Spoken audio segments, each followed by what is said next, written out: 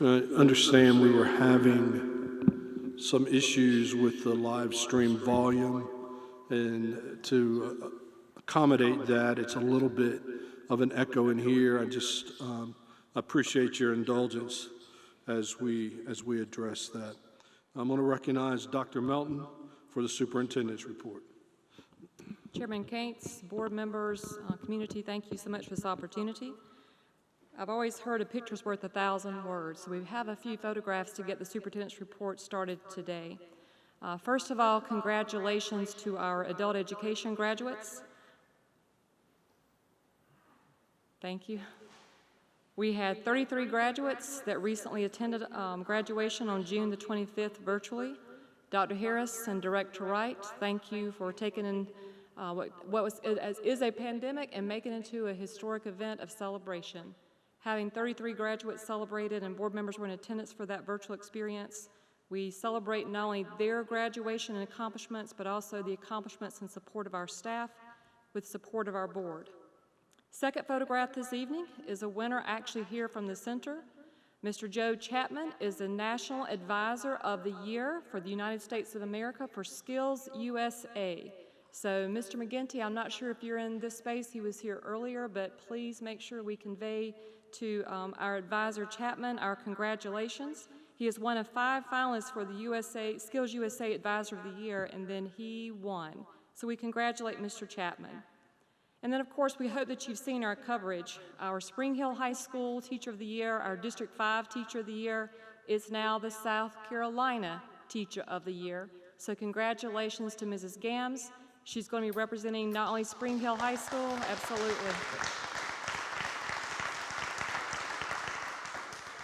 She's going to have a strong voice to represent public education across our state for the coming year. It's bittersweet because I've talked with the board members about it is our loss for 1 year, but we know that Ms. Gams is going to have a tremendous impact across our state with her voice to make sure that she represents our students, our profession, and what public education aspires to be. So congratulations to Ms. Gams and all the support network that she has around her. Tonight we have 2 very important agenda items of reports and updates for all of you. Our first one, I'm going to ask Dr. Harris to do our introduction. We actually have a virtual presentation prepared this evening so that the board and our community can hear our update regarding our forecasting project. Dr. Harris. Good evening, and thank you, members of the board and Superintendent Melton. Certainly gives me great pleasure to introduce once again Mr. Mike Zuba, as well as Mr. Patrick Gallagher. Both are here on behalf of Mylona McBrome Incorporated to give us updates regarding progress and the processes in which they have been embarking upon in recent months related to redistricting and growth forecasting here in School District 5. So without further ado, I'd certainly like to give this virtual platform to Mr. Zuba, and as he presents the information that's before us tonight. Thank you, Dr. Harris. Thank you, Dr. Melton. If we could share our screen and get our presentation on up there. We're excited to be back. We're excited to give an update on where we're at with the growth forecasting, as well as where we're headed with the school redistricting. On the next slide, I have 5 real key agenda items. Really getting into an update of everything that we've accomplished since we've last talked.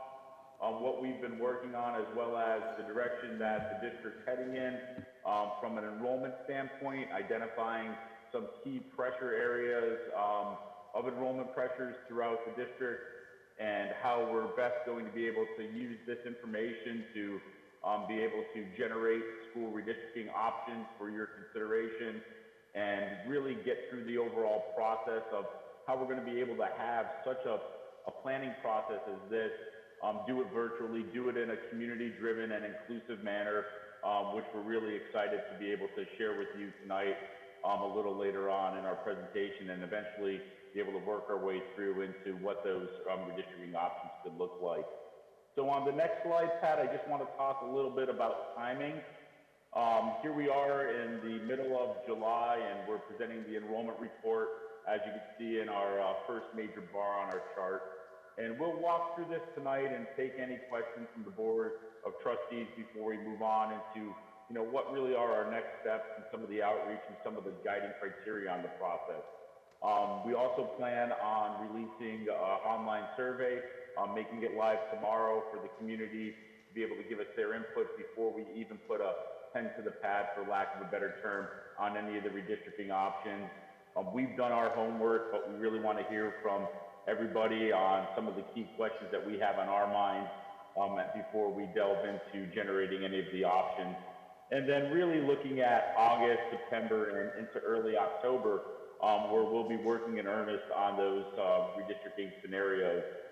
We see the end of August as as a key meeting of where we'll be presenting options, but first we're going to want to be able to have a conversation with the Board of Trustees in the beginning of August just on what we're talking about, redistricting criteria. And that may be a new term for everybody, but we'll be doing a good job later on in tonight's presentation to explain exactly what we mean by that, and then go through the ultimate process of generating several options and looking at sometime in early October to be able to bring forward a recommended option based on input from the district as well as the community on that. And this is just our pass at the schedule to be able to get us through the redistricting processing plan and get you a set of boundaries as you begin to plan for next school year and plan for what it's going to look like when elementary school 13 comes online. So next slide, Pat. So with that, I'll pass it over to Pat, and Pat will walk us through some of the key findings of the growth as well as the enrollment projections. Thanks, Mike.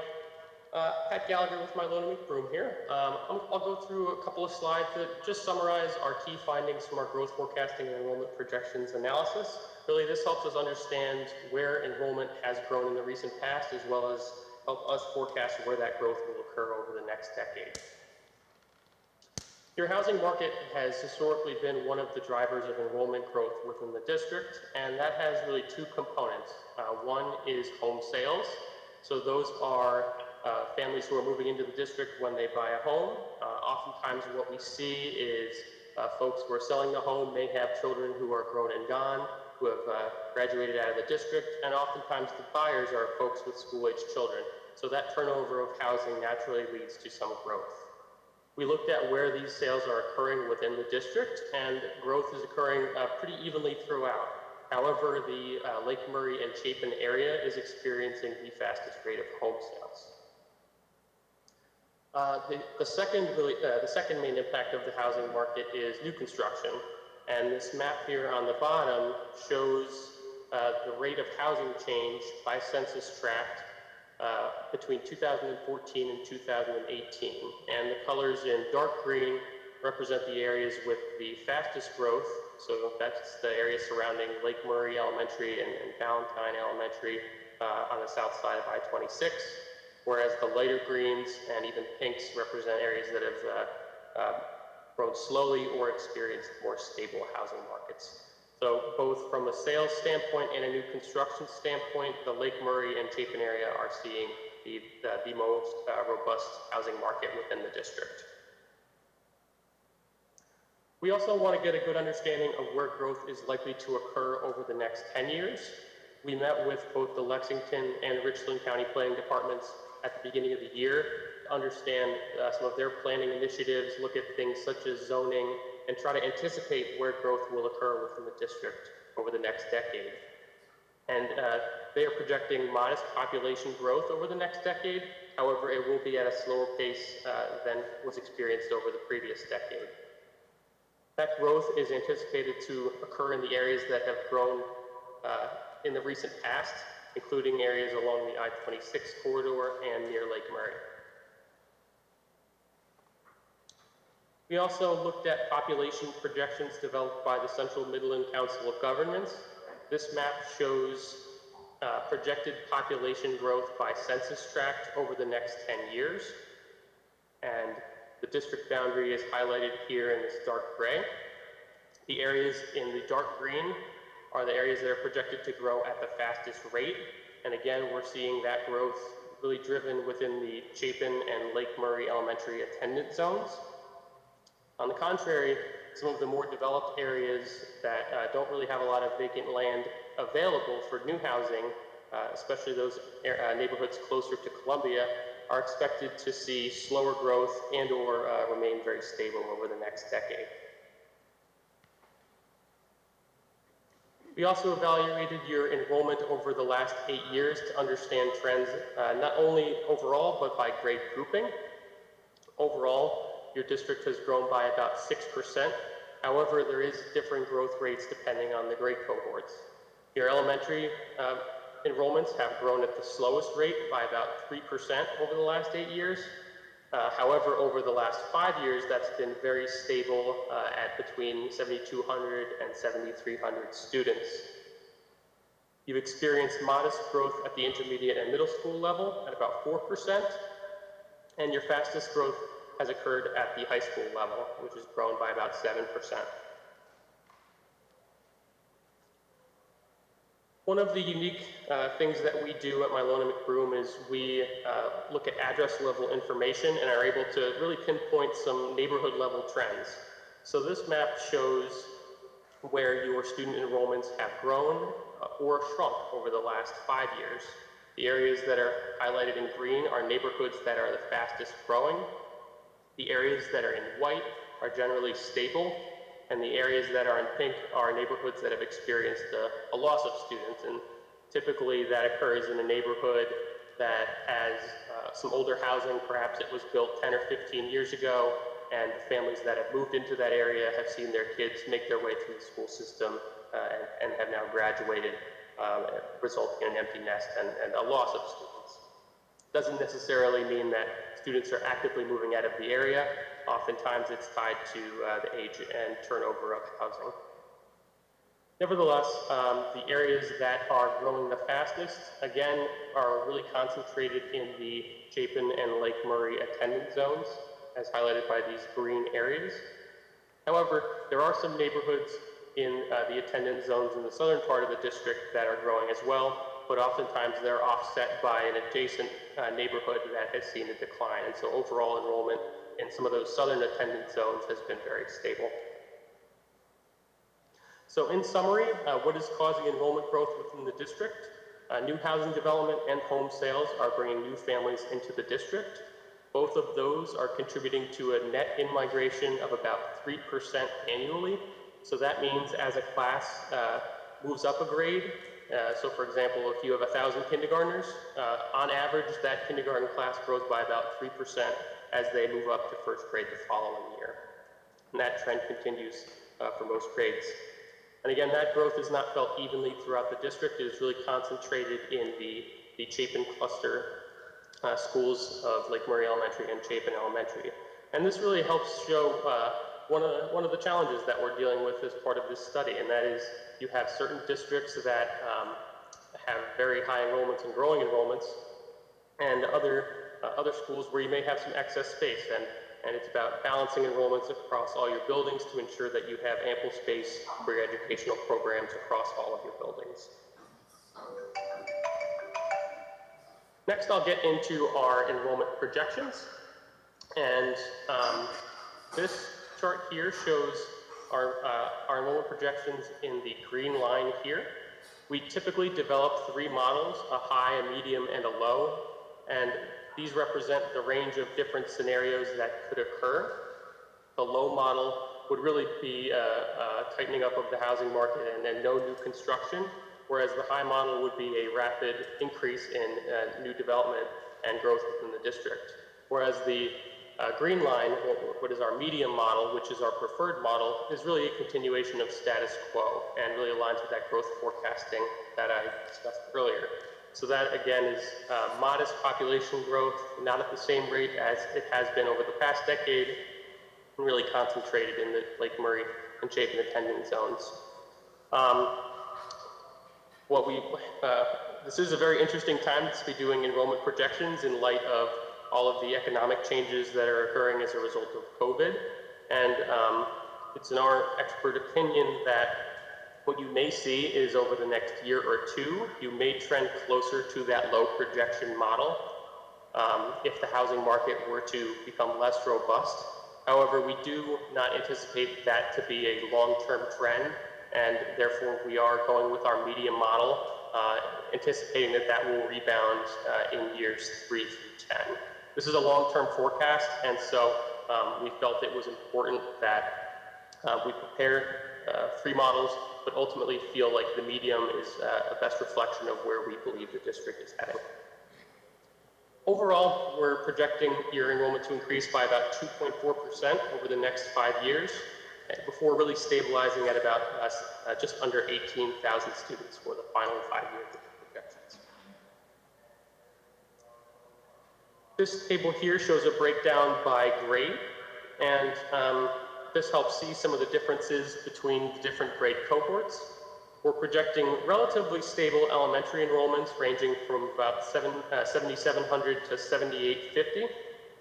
We're also anticipating stable intermediate and middle school enrollments ranging from about 4,150 to 4,300 students. We're anticipating that most of the growth is going to occur at the high school level over the next decade, growing from just over 5,500 students today to just under 6,000 students by the 2029-2030 school year. And that really reflects some of those larger cohorts that are already in elementary and middle school, who will then begin aging up and will create larger high school classes. We've also done a breakdown by school and by grade, and before we put pen to paper and look at any redistricting scenarios, we always want to get a good baseline and determine where growth is occurring. Because we don't have an attendance zone for elementary school 13, this does assume that your current buildings for this school year continue to operate, and it also assumes a continuation of your current programs, including the enrollment freeze that are at Lake Murray and Chapin elementary schools. And what we see is that over the next 10 years, if that program were to continue, it would help curtail growth at Lake Murray Elementary School. It would actually go down a little bit. However, what that does is push growth to some of the other buildings in the district. We're anticipating the fastest growth at Chapin Intermediate School, just the 5th grade portion, which we look at in the elementary projections. Also Irmo Elementary, Leapart Elementary, and Chapin Elementary. We also see other districts that are projected to decrease over the next 10 years. And so, again, speaking to some of the enrollment challenges, we have some districts that are attendance zones that are growing, some that are shrinking, and really as we move into the redistricting phase, looking at ways to better balance enrollment between these different attendance zones. So one of the things that we wanted to look at was enrollment based on where students live. So right now, the enrollment freeze has been very successful at curtailing growth in Lake Murray and now Chapin Elementary School. So what we wanted to look at is, rather than the students who attend those buildings, look at the students who live within those attendance zones and assume that they all were to go to the same building. If we were to look at that, we see that the enrollment in those 2 attendance zones, pre-K4 enrollment, is about 2,100 students, and is projected to remain at about 2,100 students over the next 10 years. However, this orange line here represents your enrollment target, which Mike will talk about a little later, of Chapin and Lake Murray Elementary School. So what you can see is you have a seat deficit, you have about 500 more students who reside in the Chapin and Lake Murray attendance zones compared to the number of seats in those buildings under an ideal operating framework. With the addition of elementary school 13, you will buy some extra space that can help meet some of the enrollment challenges within the Chapin cluster. And so overall, locating the school within the Chapin cluster allows it to help provide an overflow for both Chapin and Lake Murray Elementary. This table shows the breakdown of middle school and intermediate school projections. We've included just the 6th grade portion of Chapin Intermediate since the 5th graders were included in the elementary slide. Again, we are anticipating the fastest growth within the Lake Murray attendance zone at Chapin Intermediate and Chapin Middle School. We're projecting stable enrollment at Crossroads Intermediate and small declines at Irmo and Dutch Fork. This chart shows high school projections by year. And again, it's a continuation of the trends that we're seeing, and the fastest growth in the Chapin cluster. Chapin High School is projected to grow by almost 22%, reaching 1,800 students by the 2029-2030 school year. We're also anticipating some pretty significant growth at Irmo High School, and we did account for the build out of the dual enrollment program, which will add about 90 additional students to Irmo High School. We're anticipating modest growth at the Springfield Career Pathways Magnet, and project decrease by about 10% at Dutch Fork High School, and that's really being driven by some smaller classes that are in the elementary and middle schools that will eventually matriculate up to Dutch Fork High School. And I'll pass it back to Mike to talk about enrollment targets and utilization. Thanks, Pat. We have about 5 or so slides on the utilization, and this is where we take the forecast that Pat has talked about and take our enrollment targets and look at where those different enrollment pressures are at each of the various grade groupings.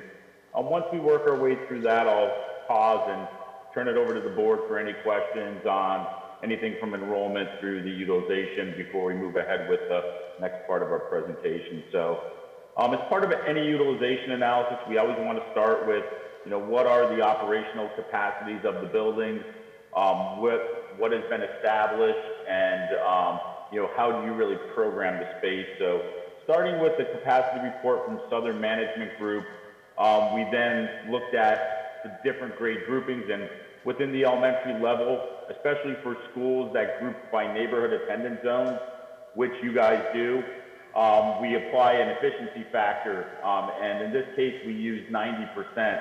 So what that does is, anytime you have children that are grouping on a neighborhood basis, you never really hit your exact target in any class, and as a board of trustees, you'll know as you go through your staffing, look at your various class sizes during budget times, you're never hitting that mark of, say, 22, 24 exactly in every grade. The kids in the streets and the homes just never really compact that neatly. So what we do is we allow a 10% buffer there, recognizing that you may have a bubble one year and you may have some inefficiency how the children sort of fall. So overall, we're looking at the elementary seats with about 8,942, and that's counting the elementary school 13 facility, which has a building capacity being designed for 700, so an enrollment target in that case for 630 seats. And what we want to go ahead and do is then look at the 5 and 10-year projections and be able to see exactly where those space pressures are and use it as a really key planning tool as we begin going through the school redistricting process, because we still want to be able to plan for headroom, but also, as Pat mentioned, we do have some different enrollment dynamics throughout your district, and we want to be able to see exactly where not only today we have some space, but where we may have space in the future, but more importantly, where we're going to have some additional enrollment pressures in the future that we want to alleviate with this long-term redistricting plan. Next slide, Pat. So moving on to the middle school level, it's the same thing of starting with the SMG report of capacity and then going back into our book of utilization where, benchmarking all the districts we use and understanding how intermediate and middle and high schools operate. It's really, rather than a demographic factor, you begin looking at a scheduling factor, especially as you move into the high school and realize that not all course offerings are hitting a full capacity of what a room would be. We rely on using a 75 to 85% utilization factor overall for those grades, and then that trickles down into the middle school and intermediate where you may have some scheduling difficulties there where you're not teaching a full classroom in every period just based on how your educational program is. So overall there, we're looking at the intermediate and middles having a total capacity of just under 5,650 seats, and the high school target at just under 7,750. And we did note, especially for the high school with the Center for Advanced Technical Studies, that those kids are leaving the high school buildings, attending class at the CATS building, and plugging back in for some of their cores there. So as part of that, that provides a little extra space in itself when you have a technical program like that in a separate building from the high school. Next slide, Pat. So as we look ahead over the next decade, this helps us plan in that roadmap of what's going to look like for the utilization or for the school redistricting, how best do we get that game plan together. And as Pat mentioned earlier, as we were going through with the enrollment projections, we took the last several years with the enrollment freeze at Chapin Elementary and Lake Murray Elementary and used that historic benchmark for those last couple of years and pushed the overflow kids as part of the freeze into their respective schools that they got placed into, and assumed that that would roll ahead without the new elementary school brought online, since we really don't have boundaries for it yet. We don't know what the impact would be. But I think what this does is this paints a really good picture of where you may have some excess space, where you're going to have some enrollment pressure, and really where you're somewhere in the middle, where there are some opportunities there to better address the utilization through a redistricting. So overall, looking at about 8,300 seats online without elementary school, 13. So the district operating at a very high level of utilization currently at 93%, moving forward all the way upwards of 94%, and then leveling off in the high 88% mark. So really well utilized, but I think one of the issues that immediately jumps off the table is that we have several schools, Chapin Elementary, really getting into that red color, where we're calling it, much or significantly over the target. Irmo Elementary, near the target, then eventually approaching above 110%, so getting well over that target. And then Lake Murray, as we've talked about, throughout the whole 10-year horizon, even with the enrollment freeze, still operating at 120 to 115% over capacity there. Overall, we see some schools that range as low as 62% utilization, looking at River Springs, to several that are right in the middle there. And what we see as part of this is a lot of opportunities. So when we look ahead and look at what the utilization would look like when we bring online with the new elementary school, we see some greater opportunities there to be able to really find some balance where we can then craft the boundaries to be able to have a long-term utilization where everybody's kind of getting in that green color, or at least tending towards the yellow or the white, where we're working in a more optimal range rather than having such a large range for the elementary schools. Next slide. When we look ahead at the middle and intermediate, we see an overall utilization there of about 80%. That persists really throughout the 10-year horizon. We do note that about midway through the 10-year projection, Chapin Intermediate School does approach that 90% mark and stays there for several years. So that's something that we are definitely aware of, but doesn't get to the point where it's going to be over that key benchmark for utilization. But really most of the schools are operating within that 75 to 85%, really what we kind of look at as our sweet spot there. Looking on to the high school, where we're right there in the mid-70s throughout the 10-year projection horizon. We do see that Chapin High School is projected to hit 93% in the near future, topping off at about 97, 98% until it rises up to the back half of our projection to around 100%. So that's something that we're going to be cognizant of, especially as we begin taking a look at the feeder pattern, and if there are any opportunities there to be able to address the overall high school utilization through that. I think one of the things that we'll want to be able to take into consideration is that as we work through these capacity and enrollment targets, that the district is also doing their own study right now, where they're looking at the functional capacity, what that number is educationally for the programs that are being delivered.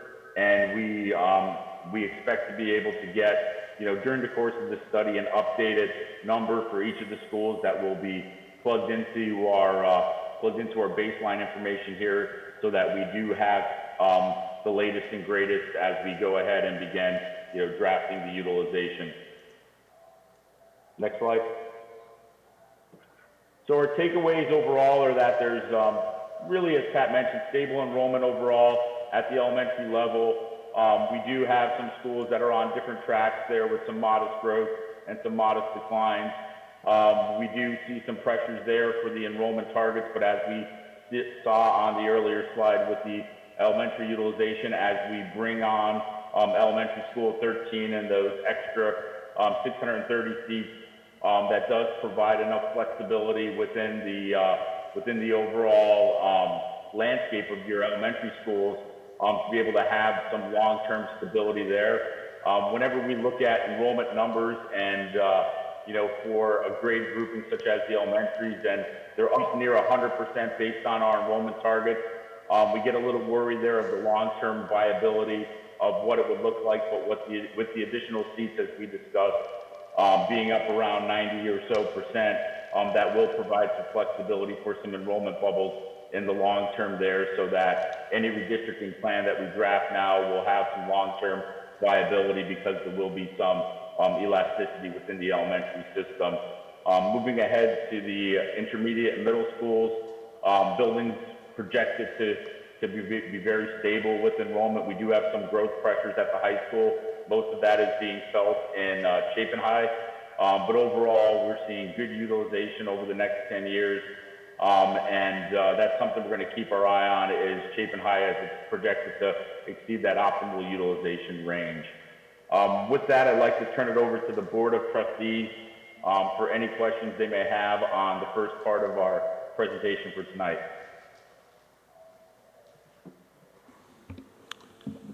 Mr. Lovelace.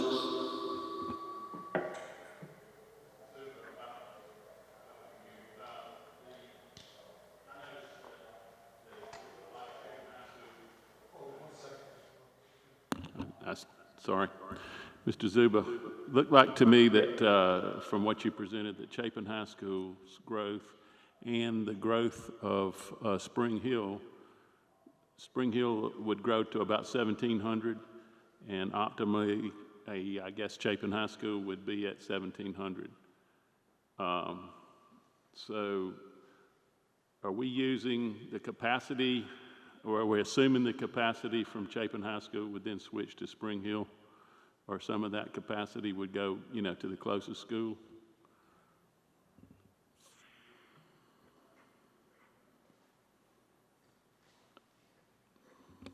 Pat, do you want to handle that question? I think I understand the question. I guess I'll talk a little bit about how we projected differently. So Chapin groups by attendance zone, and so there was a geographic component to that based on where students attend elementary and middle school. They'll follow the feeder pattern up. Spring Hill doesn't have the attendance zone, and so it really is more of a reflection of overall growth within the district, knowing that on an individual year it may ebb or flow depending on the number of students who opt in. This does assume that the current trends for Spring Hill continue. So if there's a particular high school attendance zone that sends more students to Spring Hill, that trend would be reflected in the Spring Hill projections. Does that answer your question? I think so. So if Spring Hill, I think right now it has about 1,300.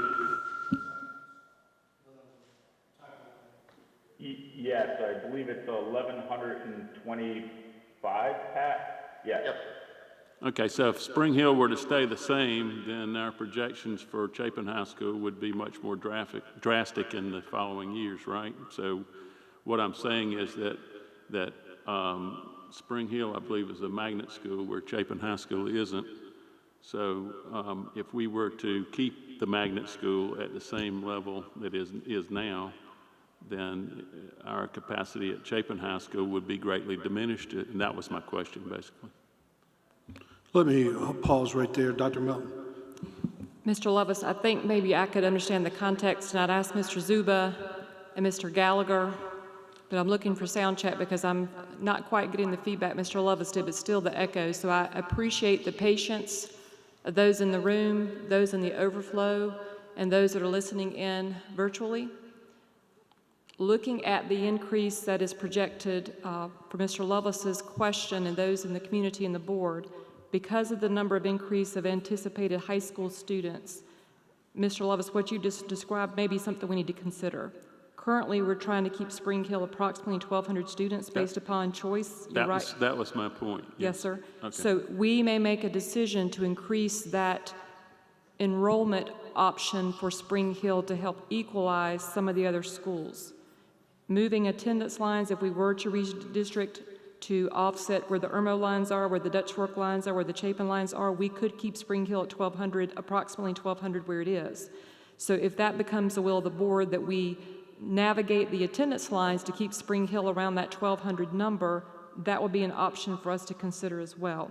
So the options that Mike and Mr. Zuba and Mr. Gallagher are presenting are data-based, but also some of their expertise of where they have seen other places, but respecting the dynamics of School District 5 and the original vision of what Spring Hill was. Dr. Harris, anything you'd like to add to that I may have omitted, or anything that either Mike or Mr. Gallagher or Mr. Zumba would like to add in addition to that?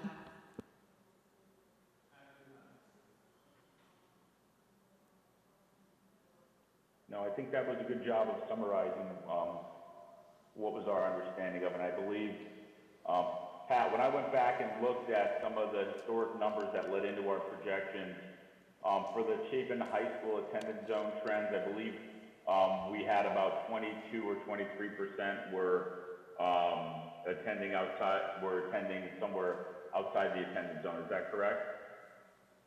Yes. All right, thank you. Mr. White. I have a question about the elementary schools. Is it possible to go back to that slide? And I thought maybe the one with the percentages, is that like up near the, right there? Yeah. It's pretty interesting that Lee Park, Nursery Road, Oak Point, River Springs, Seven Oaks all have lower capacity, and you indicated that provided some opportunities. I'm just curious because it looks like everything up close to the lake is still pretty compressed, but what do you see as terms of the opportunities with these other parts of the district when you're looking at, was that just a sort of a shift back towards the Columbia side of the district, away from the lake? Yeah, I'll begin there. I think that's something that jumped out at us as well, looking at some of those opportunities to be able to utilize some of the available seats there to help level out those enrollment targets. As you can see on that slide chart, and it kind of gets lost in the black line, is that we're looking at 21, 22 with elementary school 13 coming online. We have, thanks Pat for pointing it out, we have an infusion of about 630 seats to our enrollment target there.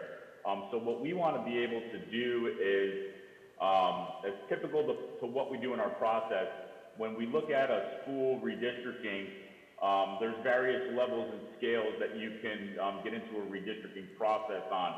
So we always, and this is jumping ahead a little bit, is try to really minimize a lot of the impact. So with elementary school 13 coming online, we think we can do a pretty good job of alleviating some of those red enrollment pressures that we're seeing, and then really utilize the space in Nursery Road, Lee Park, River Springs to be able to then sort of move eastward towards Columbia and balance out the enrollment with a series of smaller moves, so that at the end of the day, when we bring this forward for your consideration, that we have many more of the schools that are right within that sweet spot there, and we're hopeful to be able to do that in a manner which doesn't cause a lot of disruption, and we can keep a lot of the neighborhoods intact while still being able to leverage some of that space and some of those buildings for the long term.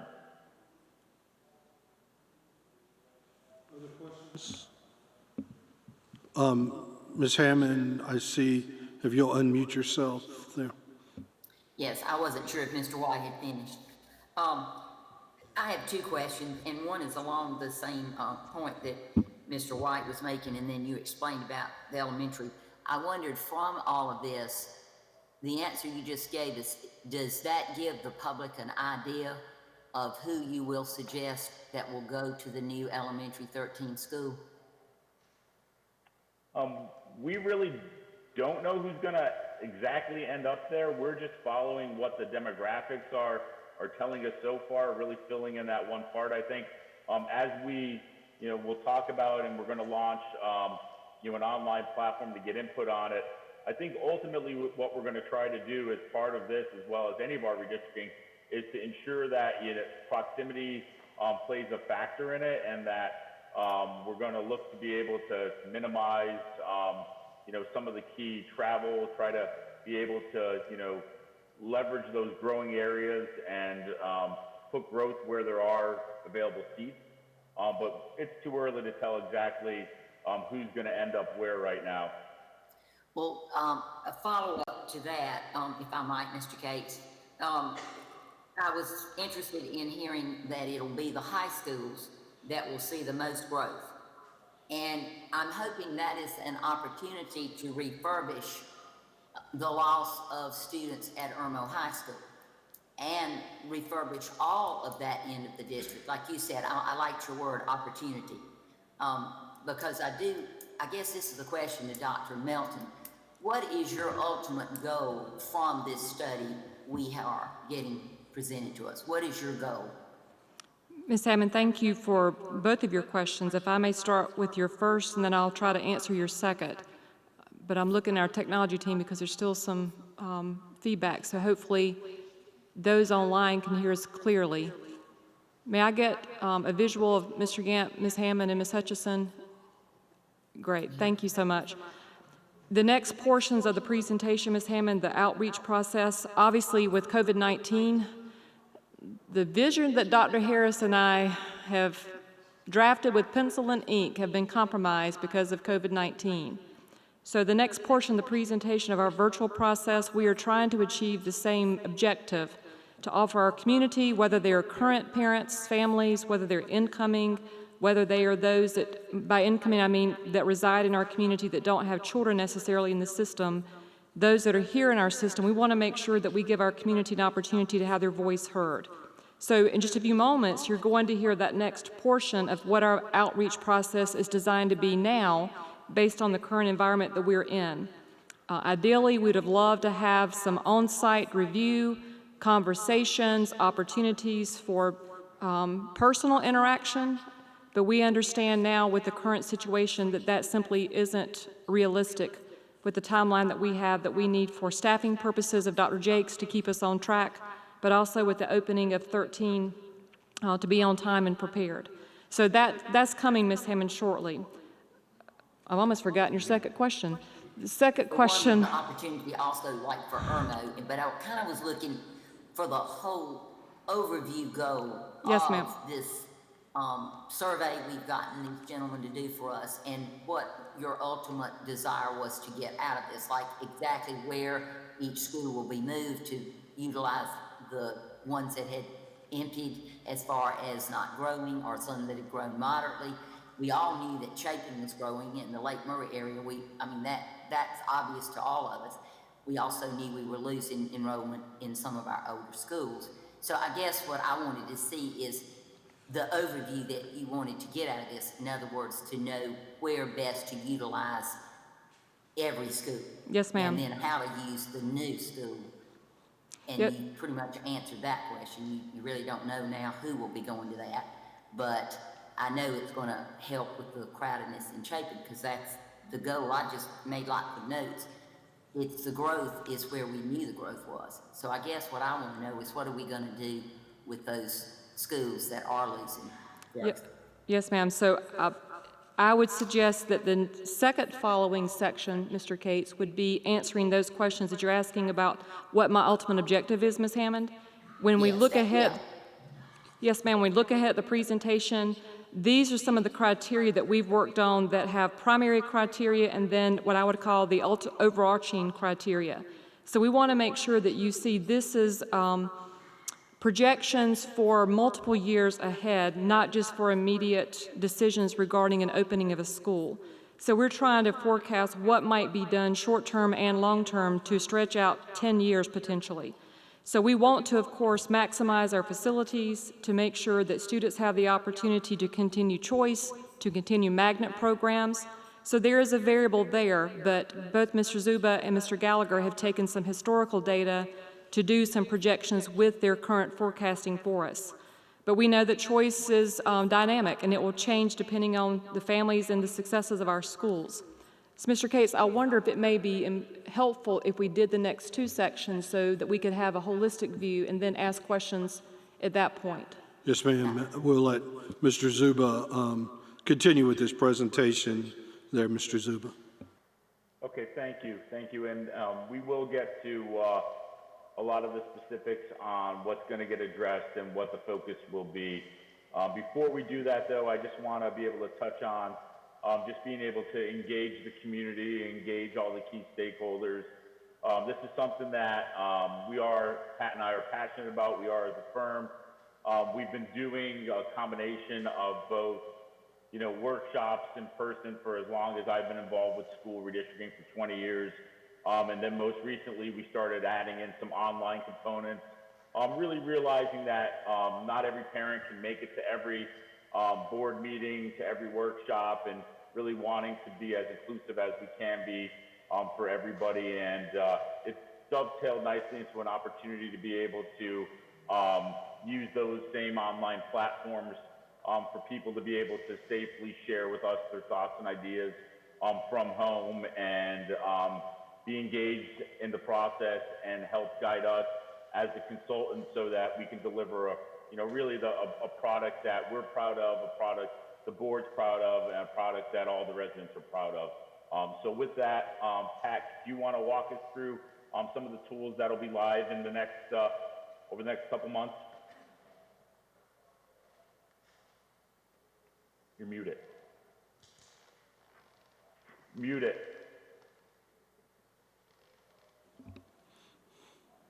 Patrick, Mr. Gallagher, you are, there we go. Thank you. Thanks.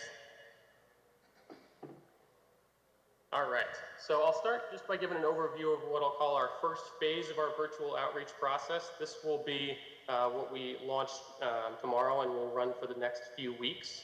What we're using is what's called the Esri Story Map platform, and it's essentially a web page that provides some background on what the goals of this study are, provides some background information on growth forecasting and enrollment projections, and contains a survey that allows residents to participate and tell us what's important to them. And I'll click on that and just give you a brief demo of the story map. And again, this will be a nice tool in that it's something that folks can do at their own pace. Families we know are busy this time of year with vacations. And so we start by just giving a brief little background of the project, some of the considerations such as the elementary school 13 building project, enrollment balancing objectives, etc. A little context on our growth, where we're growing, what grades we're anticipating are growing, and which areas we expect to grow. We then have a section on our enrollment projections, which again reflect areas that will be growing and need special consideration, and making sure that the attendance zones align with where your enrollment will be 10 years from now. We also talk about enrollment in the Chapin cluster. One of the real charges of this project is to look at ways to help alleviate overcrowding in the Chapin and Lake Murray attendance zone, as well as fill out the new attendance zone for elementary school 13. And then ultimately giving a little bit of background on our redistricting process. So this is an online interactive map, and this is a tool that we will use when we get into the redistricting options study. One of the nice things is that it allows folks to type in their address, and it'll actually zoom to it on the map. I don't know if there's a main street in one of your towns, but regardless, One of the questions we get asked the most as part of these processes is, where will my child go under these different options? And the address search tool will allow folks to quickly and easily figure out which attendance zone that they reside in under different options. And then finally, a link to the survey, which we will launch tomorrow. And we like to include it all as one package, and that way we provide some context. That way folks can kind of learn a little bit about the project before they provide us with some feedback that then we can use as part of the analysis or the evaluation of some different options going forward. So that will be launched tomorrow. Bear with me 1 second.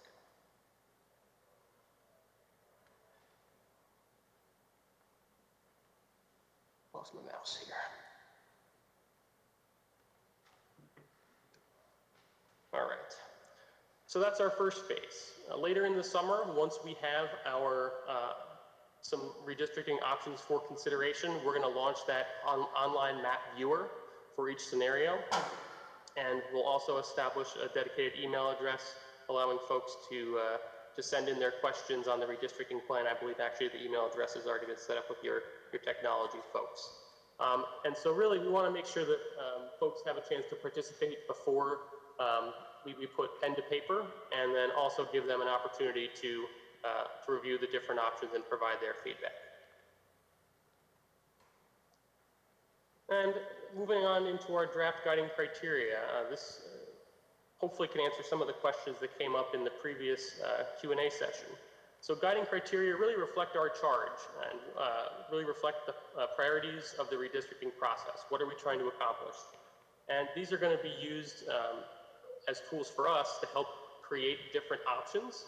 And it's also going to be used as an evaluation tool to see the relative pros and cons of the different options.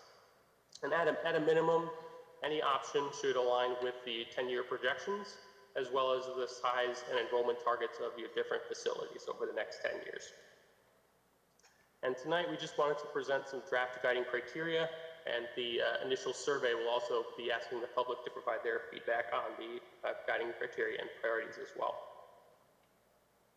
So this is a draft of our primary criteria, and this is really the main things that we are trying to accomplish as part of this exercise. We're trying to address overcrowding in the Chapin cluster, particularly at the elementary level. However, we also may need to look at the high school as well. That ties into developing an attendance zone for elementary school 13. We think those two are going to be very intricately aligned. And finally, we want to balance enrollments across all school buildings to ensure efficient and equitable use. We want to make sure that these attendance zones provide you with flexibility for future programming. We know how much education can change just in 10 years, and we want to be able to build in flexibility for you all that, to be able to respond to changing educational dynamics at each building.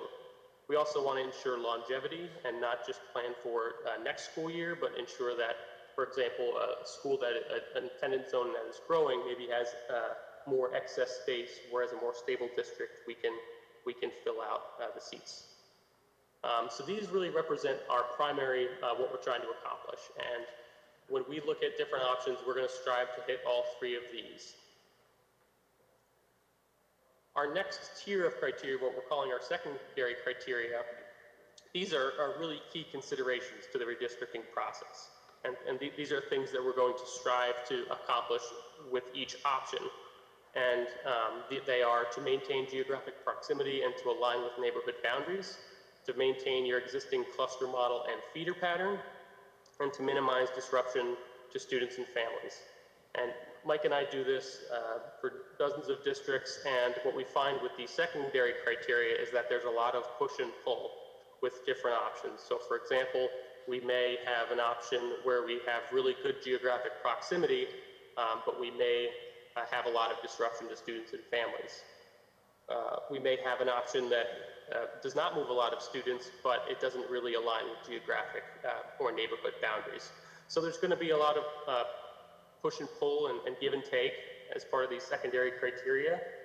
And as we look at different options, we can make some trade-offs and perhaps incorporate some of different items from multiple scenarios and put them together for the preferred option. So again, this will be a good evaluation tool for us, and for each option, we will be able to see what the impacts of these criteria are. And the survey really looking to get feedback from your constituents on what's important to them. So this again will be launched tomorrow and will be open for a few weeks. I don't think it'll take more than 5 to 10 minutes for folks to take it. So very quick and easy. And this is something we want to get feedback on before we put pen to paper. This is really going to inform our redistricting options. And so we want to hear from folks and hear what's important to them. And that will allow us to be most efficient when we develop the different options. Back to Mike. So before we turn it over to Q&A, this is just a look ahead of where we're going schedule-wise. And as Pat mentioned, in mid-July, that survey gets launched, and then we're going to field it for a few weeks and look at early August of giving a report back to the district of what the findings were for those that participated in it, and then have a discussion where we're going to look to take those draft primary and secondary criteria and finalize those with the Board of Trustees, with the administration, so we then have our roadmap as we move forward for really the bulk of August into September as we work at developing the initial options, getting input on the options through the online platform that Pat talked about, and then ultimately working our way towards that preferred option where we look at that give and take, as Pat mentioned, as we work our way towards, really what is the best fit for your district, for the long term as part of this redistricting plan. One of the things that we do as part of it, as we've given enrollment projections for each individual school under your status quo, as we look at changing the geographic attendance zones, we're going to be looking to run those enrollment projections going forward. So we're going to look at not only how it fits currently, but if there's any bubbles on the horizon that we need to be aware of before we finalize any redistricting plan, because we want to ensure that it has a long life, because we know the amount of effort it takes and what it takes from the community to be able to participate and go through a redistricting plan. We want to really ensure longevity. So with that said, I'd like to turn it back over to the Board of Trustees for any additional questions you may have. Dr. Melton, let me come back to you before we go forward. Thank you, Mr. Cates. A couple things I'd like to highlight just in summary is the survey is designed to take 5 to 10 minutes. If we could make sure that all the communication efforts that we help families understand, 5 to 10 minutes. Tonight's report is not for any board action. This is for information at this time. But we want to make sure that the community has an idea of the timeline that you see before you, what to expect, and the request that we have community engagement. Policy FEE does require board action when we get to that place of bringing this back to the board for action regarding the recommendations. And I'd like to echo again to make sure that our community and families, whether they are currently with us or whether they'll be enrolling with us in the next few years, choice and magnets are still a part of the fabric of School District 5. So the more we can do to make sure that people understand that and that families understand that wherever the lines may move, there is still the opportunity for choice and also the opportunity for magnet participation. And then we, of course, welcome everyone to be involved with the opportunities for feedback. Although it may not be what we originally devised and planned, hoping that we would get to have, we feel that it is an opportunity to still have high engagement, to make sure that we are representative of the community voice, but we are very concerned about survey fatigue. So you heard the description of the surveys to come. We're trying to make sure that these surveys look different than other surveys, because we don't want families to feel like, I've taken that one, so I don't need to participate with this one. So the more we can do with internal and external communication, and there's a priority for that, the staff would tell you, superintendent's priority, the more we can do to make sure that families understand to be on the lookout for this survey. This is not about reentry, this is about redistricting. The timing is not ideal, but it's necessary to make sure that we can be inclusive of this process. Mr. Cates, we will pause for questions at this time. I'd like to thank Mr. Zuba and Mr. Gallagher for their participation to this point. We look forward to any questions regarding this report. Dr. Melton, I don't know if you use the terms echo and feedback on purpose, but we appreciate that. Mr. Lovelace.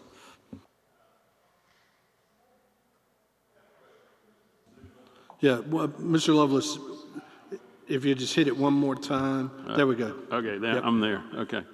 I didn't know there was a 3 times and you're out on the button here, but Mr. Zuba, how much, what kind of factor did you include for the growth of a new school like Elementary 13 just because it's new and just because there's a lot of land and a lot of new neighborhoods there? In other words, is there a factor that was included that would project, just because people from surrounding areas might be, attracted?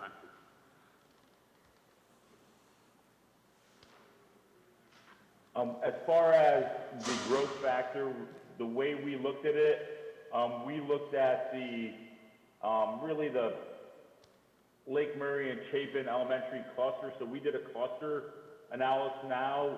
In our experience, we have seen the new school factor that you're talking about, where when you build a new school in a community, you do see some additional housing growth around that. Since we don't have an attendance zone for it, there hasn't been a factor applied directly to that school yet. However, we did take into consideration that that's where a lot of the growth is happening right now. That is where future growth is likely going to occur, even more so with the elementary school there. So as we go ahead and start crafting different attendance zones for that elementary school at 13, you're going to see a growth factor on that depending on what the underlying area we craft for that attendance zone will be. So we will be taking into consideration the likely growth there, especially depending on how that geographic boundary looks, will really determine the level of new growth coming into that school. Okay. Ms. Hutchinson. Beth, go ahead. Yes. Thank you. Mike, on page 18, can you hear me okay? On page 18, you show a chart that compares capacity to enrollment target, which is the efficiency factor. I bring this up because in the past it's been pretty confusing for some people to understand. When they look at capacity, they think that that's what the school should hold. But as you pointed out, you're using 90% of that to be efficient. I know we have, as a school district, really worked hard to have a low student-teacher ratio, and we kind of have a guideline. So can you talk about the difference, why capacity, why that number does not mean that that's the number of students that would go into that school? Yeah, in my experience, where I see a capacity used, it's done in a vacuum of ideal design of how many can be put if all the stars, everything aligns. But when you look at how any school district operates, and we've worked in districts all up and down the East Coast, no one ever operates at their capacity. So we keep a rolling really database of everywhere we work, as well as other schools that we can get data points on. And speaking to the elementary schools, when you group by an attendance zone, you really have to have an efficiency factor of 10 to 15%. And that takes into consideration where you may have lower student to teacher ratios, where your loading levels of the classroom, are typically on the say low 20s there. And that then allows for new families to move into an attendance zone, move into a neighborhood school without having the need to break out an additional staff, an additional classroom, having to find space. So what we like to do is we always use enrollment targets, especially when we're going through a facility planning, whether that's construction, consolidation, or in this case, redistricting from a construction project, to ensure that there's ample space for the long term. That's not to say that any school is going to be underutilized, just we've never seen a school system other than the very urban schools that are 100% magnetized operate at anything close to what that 100% capacity number is. And we're only referencing it this one time in this presentation, since the capacity number was something that came from a prior report by the Southern Management Group. From now on, we're referring to it as sort of our enrollment targets for those buildings. And then as the district gets through their internal capacity study, which will be a more fine-grained look at that, we're going to adopt that as our new enrollment target and be able to use that as part of our space planning when it becomes available as part of this process. But we think where we're at now with the enrollment target is a good proxy for, or a good benchmark for what we need to shoot for the number of students that should be in each respective school. Thank you. That was great. Mr. Zuba, the high degree of choice in District 5 and magnets, how does that factor? It goes back to kind of the Spring Hill question. You list that as a capacity at 1,700. However, 1,200 is kind of the magnet size that we have settled on. So how do those choice and magnet factors impact your ability to predict school enrollment and this efficiency factor? Yeah, that's a great question. So what we did, I believe it was maybe about 4 or 5 months ago, was to be able to take a deep dive into where you're going with your magnet and your choice programs, and get an understanding of where you're going to be in the future. So as we looked at each number for each building, so as we looked at how many kids are being magnetized to a given school, we developed our model or our persistency ratios based on that history, and we carried it forward. So what we're assuming is, especially going forward, that your existing level of magnet schools and the movement of students between attendance zones to magnet schools is going to really resemble what has happened in the most recent past. So a good indication of the work that you've been doing to have these programmatic offerings, and then the movement of students that follow based on, really the choice of the families and the students themselves, is going to continue going forward. And then the underlying demographics of the neighborhood are also taken into consideration for those that decide that they may not want to opt for a magnet program. And I may be fine with my neighborhood school and matriculating my way up through intermediate, middle, and high school. So we're building those factors in. Where we get input on if there's going to be growth in a given magnet, we model that in too, to be able to say we want to keep this program, but we want to grow it. So, that would then come out of the available pool or movement of students. So we're factoring that into the equation. I think what we're not pulling in right now may be what you may want to do educationally out 5 years with that you don't know of yet, whether it's through new programs. Those obviously aren't getting picked up. It's really taking, your educational program delivery and assuming it's happening for 10 years, which is really the best that we could do at this point. Thank you. And also, just to clarify, Spring Hill, in addition to being a magnet, also houses the Academy for Success. So there are multiple programs at Spring Hill in that space. Are there other questions? Ms. Gardner. I just wanted to ask, maybe for clarification, and make sure I'm listening and hearing this right. When we redistrict in 2 years, when elementary 13 is complete, the plan for this, if we do it accurately or the right way or however we want to do it, would be for us not to have to redistrict for another 8 years, 8 to 10 years. Is that sort of the plan that we're looking at? Yes, that's our goal for this plan, is to really have a 10-year horizon on it. And what we also like to be able to do is, as Pat mentioned, we met with the county planning department. They gave us an idea on their growth plan, their long-term projections.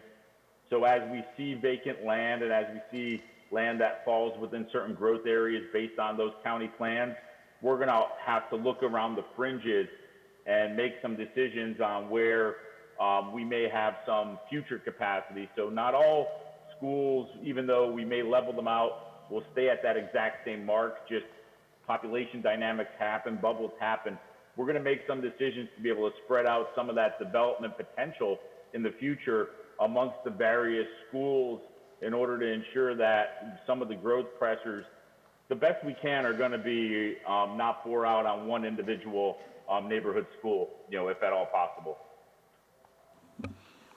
There are other questions? Mr. Lovelace, and then I'll come to you, Ms. Hammond.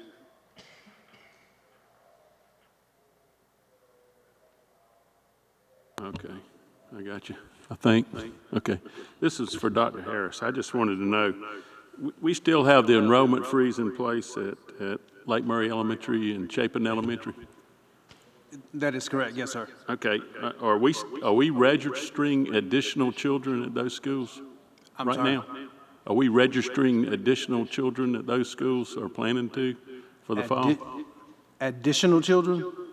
Yeah, I mean, if there rose, in other words, are we taking any additional children that weren't already there or from the kindergarten level other than that? Mr. Cates, thank you, Mr. Cates and Mr. Lovelace. To answer your question, we are allowing, I regret the sun is right in your face, Mr. Lovelace. And of course, the door is right in the way that we can't lower it anymore. We are registering, we are backfilling seats similar to what we did last year. So those families that were directly impacted, we've reached out to those individual families to see if they would like to accept the seats. So if a family has moved away, we're trying to fill that seat with those that were already affected by the freeze.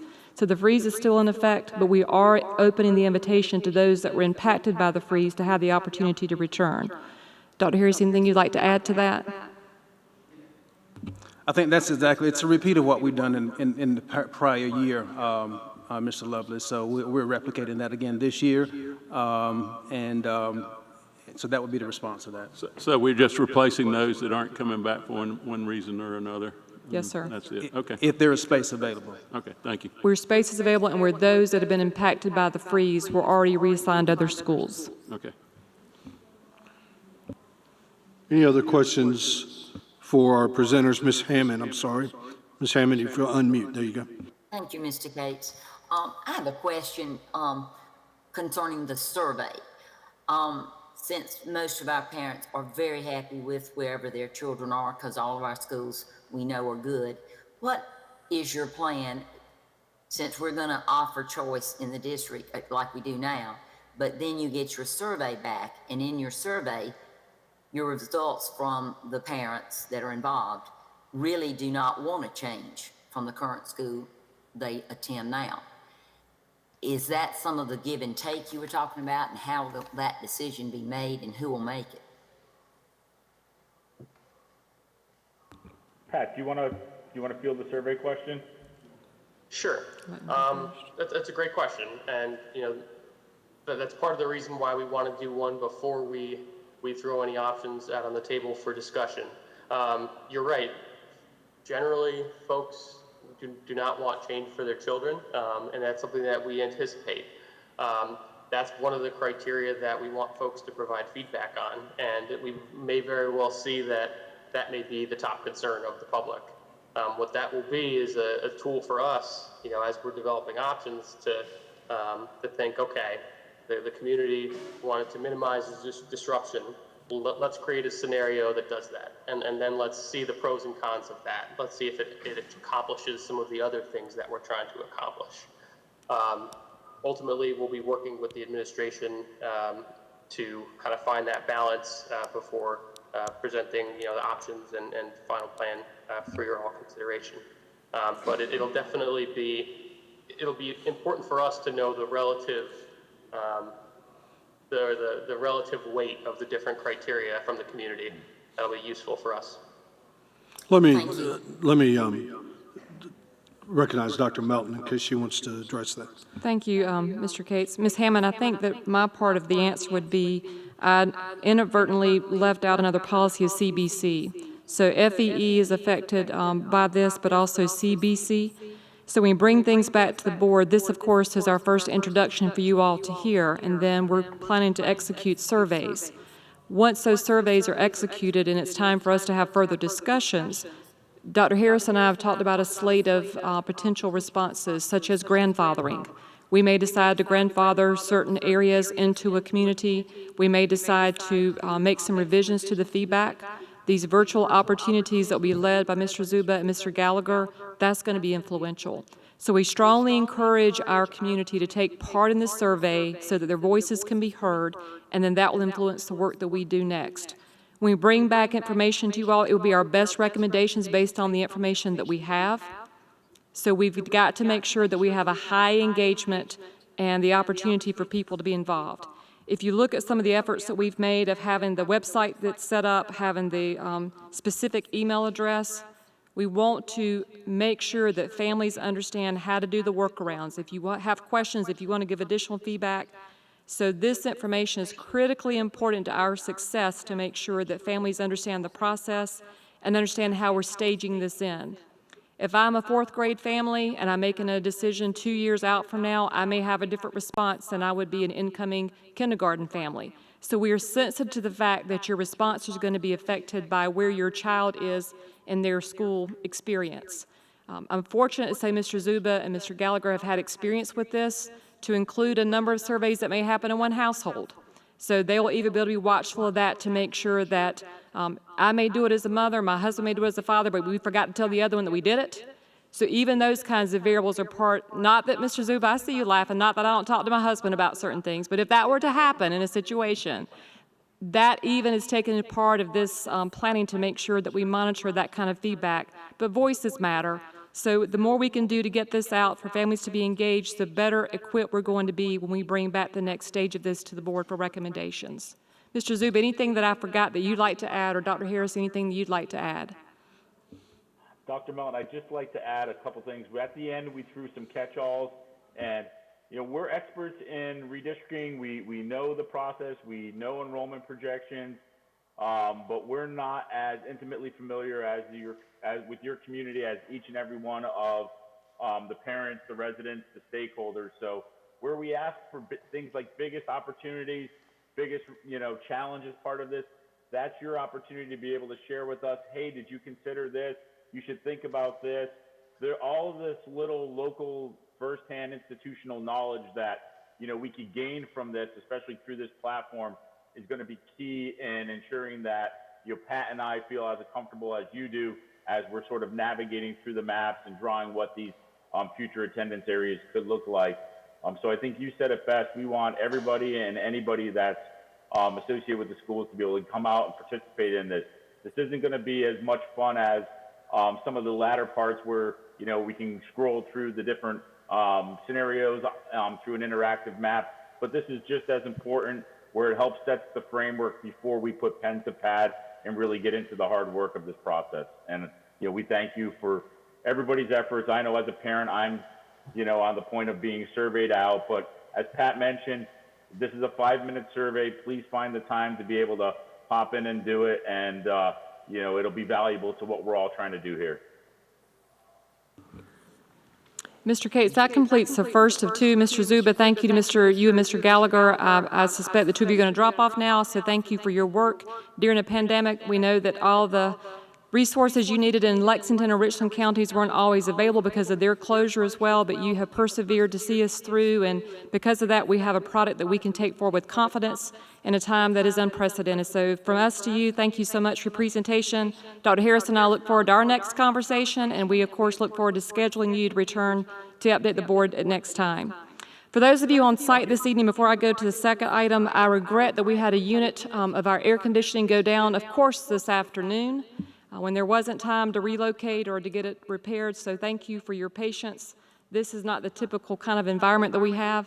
I suspect both Mr. Richardson and Mr. Cannon are mortified of how this has happened, but you know when the heat is most humid and hot, that's when things are going to be tested. So I regret that your comfort may not be what it typically is, but no, we did not have a chance to redesign or to change our location. That we thought it would be more disruptive to move the location than it was to make sure that we had a cooler temperature. Ms. Hutchison, I don't think you need your heating pad this evening if you were here with us. Ms. Hutchison typically travels with a heating pad to make sure that she stays warm. Our next report this evening is of great interest to all of School District 5, to our community, to our parents, and especially to our students. Aligning the wall to my left this evening are several members from our Reentry Committee Task Force. I'd like to thank them for their participation.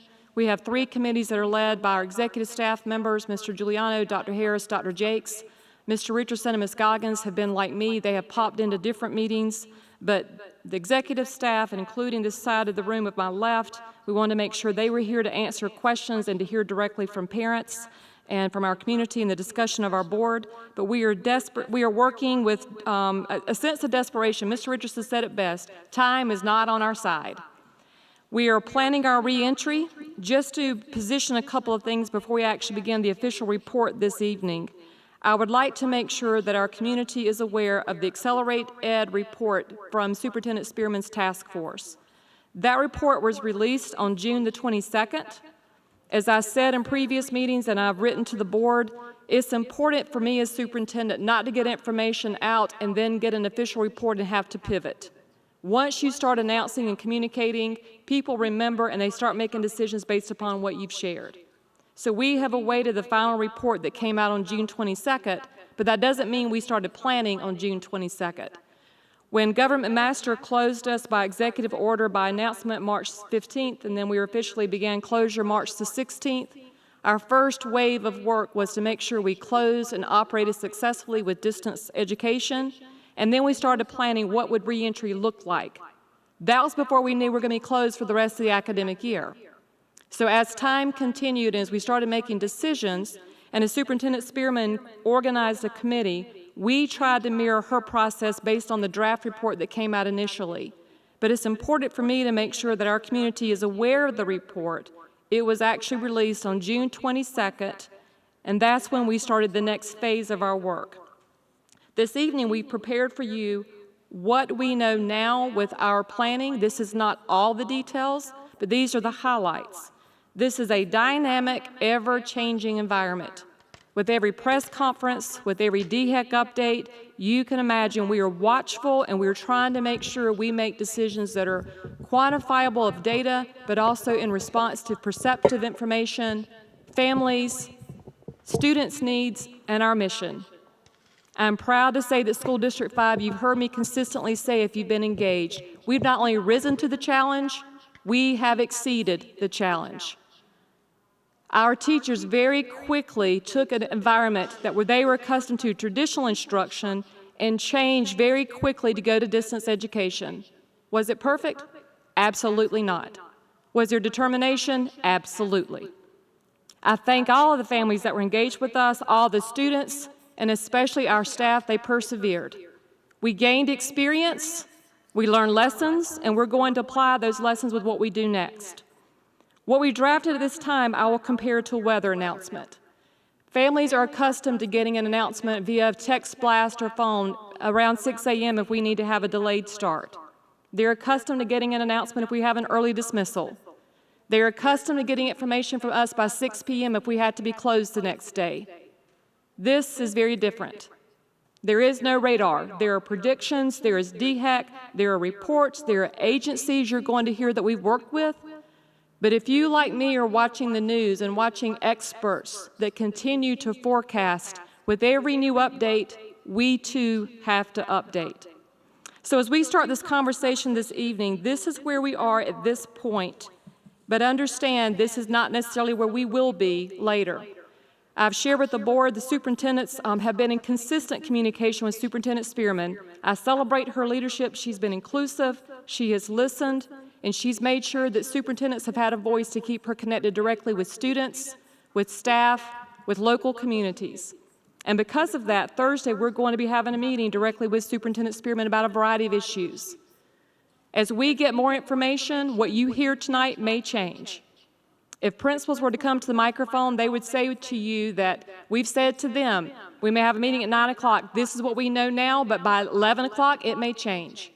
We're trying to prevent that kind of confusion for our families. We take great responsibility that once we've said it, it's remembered. Once we've said it, families start making decisions. And because of our respect for our community, I ask you to hear this report, give us grace, if you will, extend us that grace, and let's keep the conversation going. You can make a statement, or you can engage in a conversation. And my request is, let's have a conversation in appropriate ways rather than making statements, because statements are one way, conversations are inclusive. I would also like to say, as Ms. Goggins gets prepared for this, the variety of committees that we've had, the names that you're going to see listed are those that accepted invitations, not all that were invited to attend. We understand that there are schedules, there are obligations, so those that were able to participate, you'll see their names listed this evening. I cannot say thank you enough to these people that have stepped out to be in assistance with us for making these decisions. So many people have shared with us their expertise. I'd like to thank Ms. Bright, who is here this evening. She has been involved directly with our Accelerate Ed as a task force member, representing School District 5, but also all elementary administrators, principals, and elementary schools. So Ms. Bright, thank you for taking on additional tasks as a principal of Ballantyne Elementary to be an ambassador for us across School District 5. Dr. Slatton is here this evening. I'd like to thank Dr. Slatton. She, too, has been involved as our Director of Student of our Special Services. It just changed titles, Dr. Slatton. I promise you I'll not change your position. But as our Director of Special Education and Services, she too has been another voice that's been directly involved.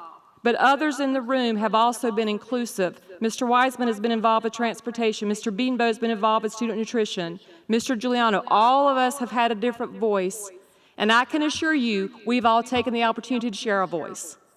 So this evening, Ms. Goggins is going to start a report, and then you'll see that the baton is passed to several to make sure that you have a holistic presentation of where we are this evening. Ms. Goggins. Thank you, Dr. Melton, Chairman Cates, board members, and members of the public. The COVID pandemic has impacted every aspect of daily life, including education. Tonight, we are presenting highlights of a school reentry plan for School District 5. Ms. Goggins, I apologize profoundly for interrupting. I just want to give them 1 second to adjust your audio. I think we're having a little trouble hearing you maybe in the room and online. So the echo is significant at that microphone. So if you need one of these instead, we can do that. My apologies.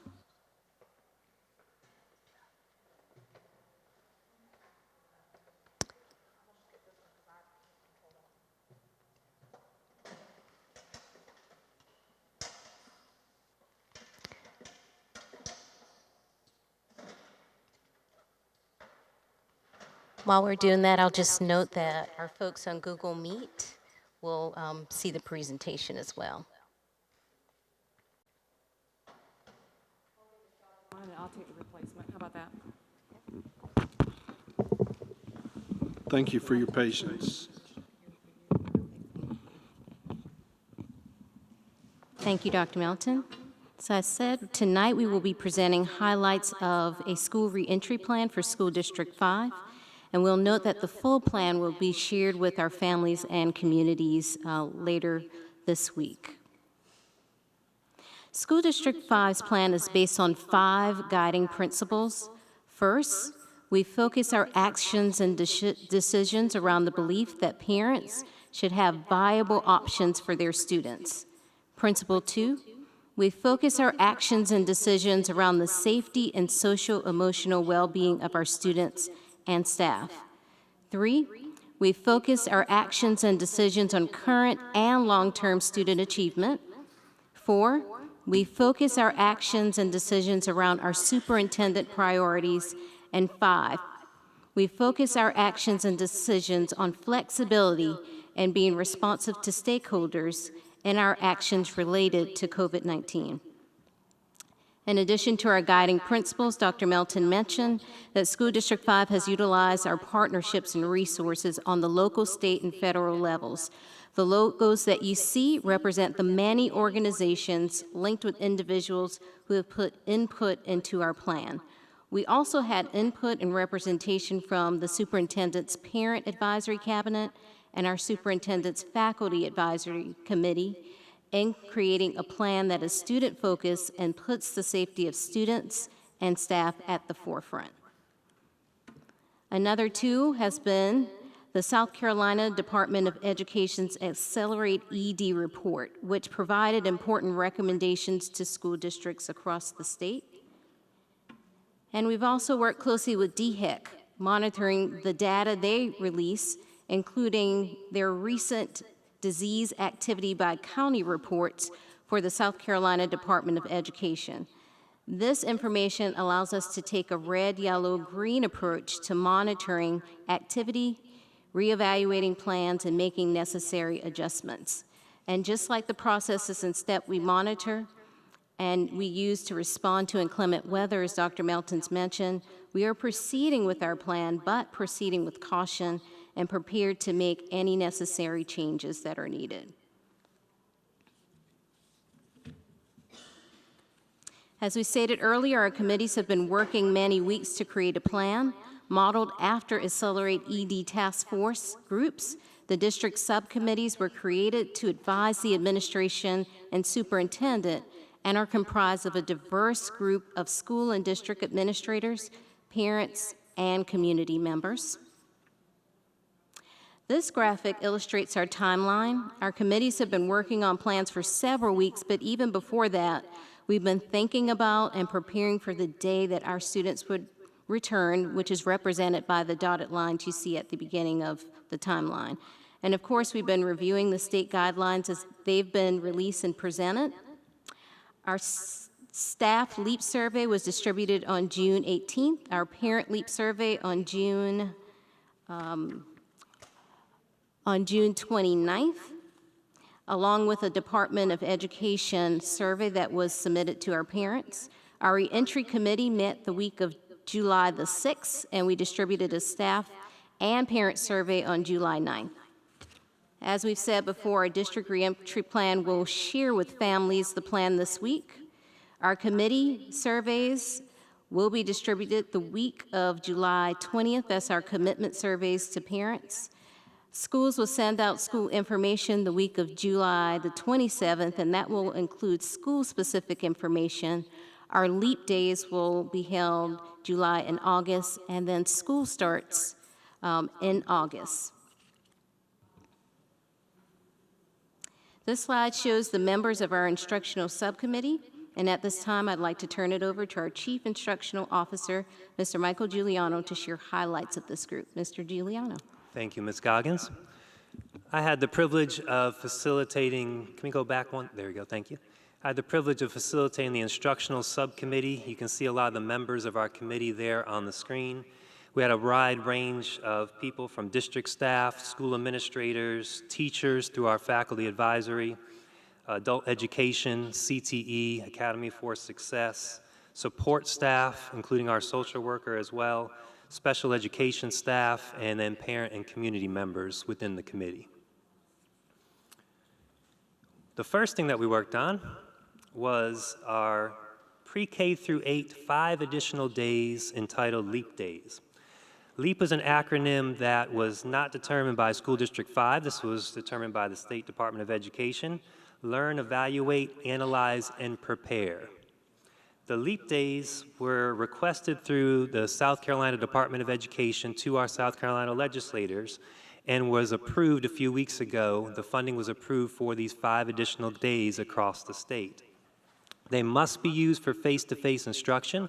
They cannot be used for any blended model or virtual instruction. They must be used for face-to-face instruction.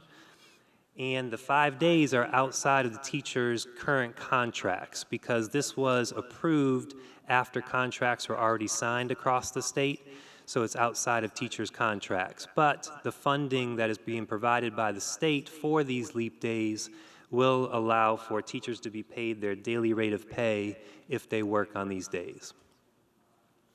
Survey data. Ms. Goggins had mentioned a few surveys that we conducted, so we wanted to share a few highlights. The first survey was back on June 18th to our teachers and our staff to see their interest in working on these leap days.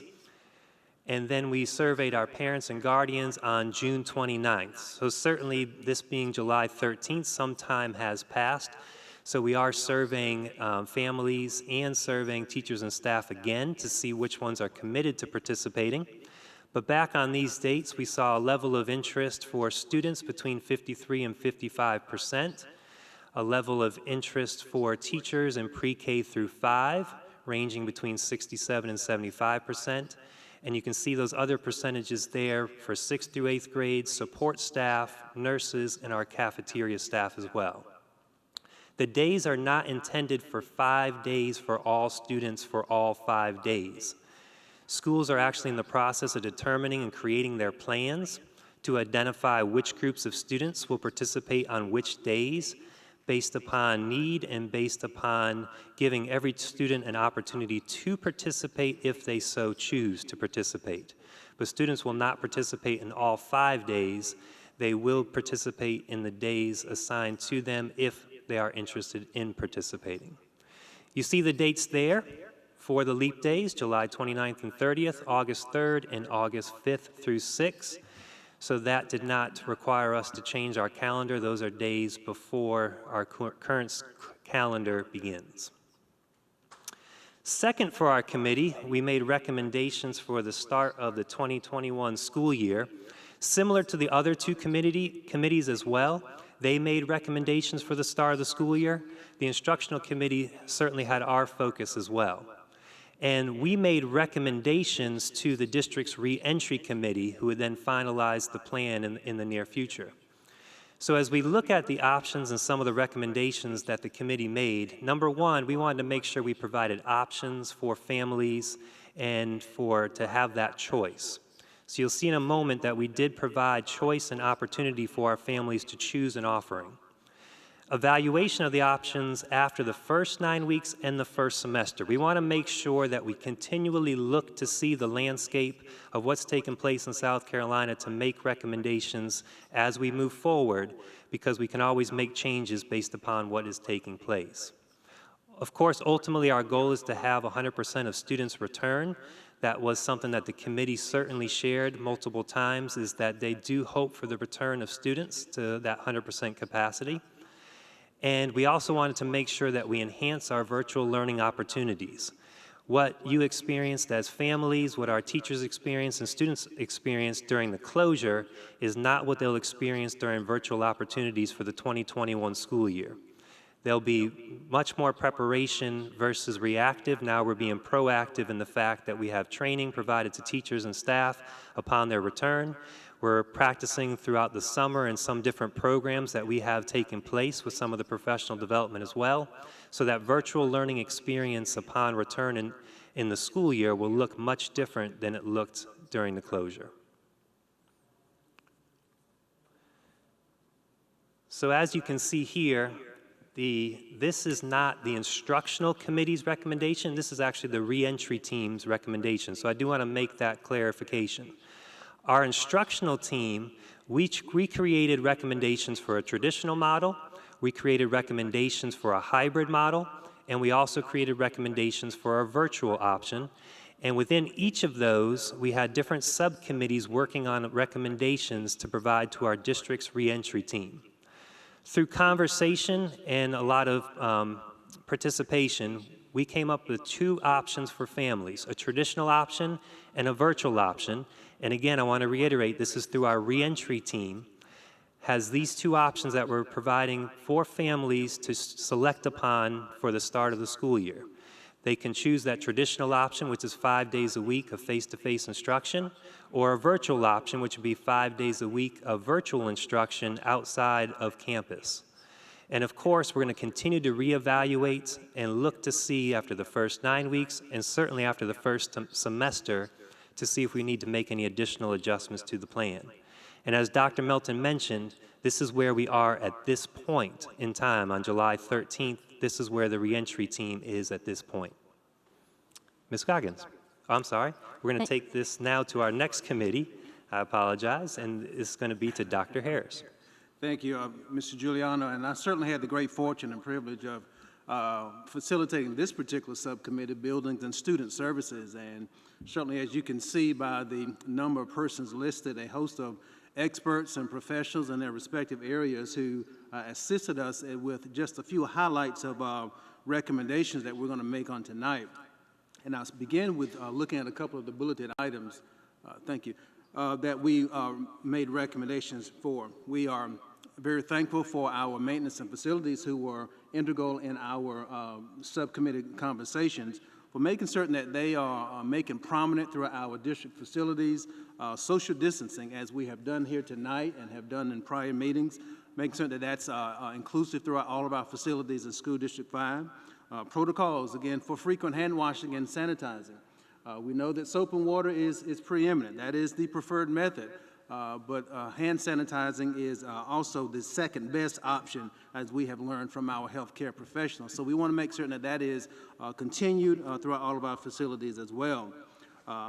Those hand sanitizing stations also will be included in our classrooms as well as in our bathrooms to make certain that there's ample opportunity for all to sanitize frequently throughout the course of the day. Cleaning and sanitizing of our educational spaces. This is vital. It's very important in terms of our desks, our tables and chairs, things of that nature that need to be cleaned regularly and routinely, and there's a plan in place for that. It's already begun and underway in many of our facilities as we speak. We've heard a couple of different times on tonight that things change. So about send away that page, you see that there are updates from our South Carolina Department of Ed and other state guidelines as they come about. As we learn those, we certainly want to share those and quickly as we possibly can to our staff and to our schools and certainly to our community and our parents who are eager to hear what the next steps are. There are, I might also add, protocols regarding students and staff who exhibit symptoms of COVID-19. We have been very fortunate to work with our HR department under the leadership of Dr. Jakes and Karen Carmichael, our benefits person, as well as DHEC and other professionals who are assisting us with protocols that are in play for both students and staff as we currently speak. And we'll continue to build upon those as we learn more.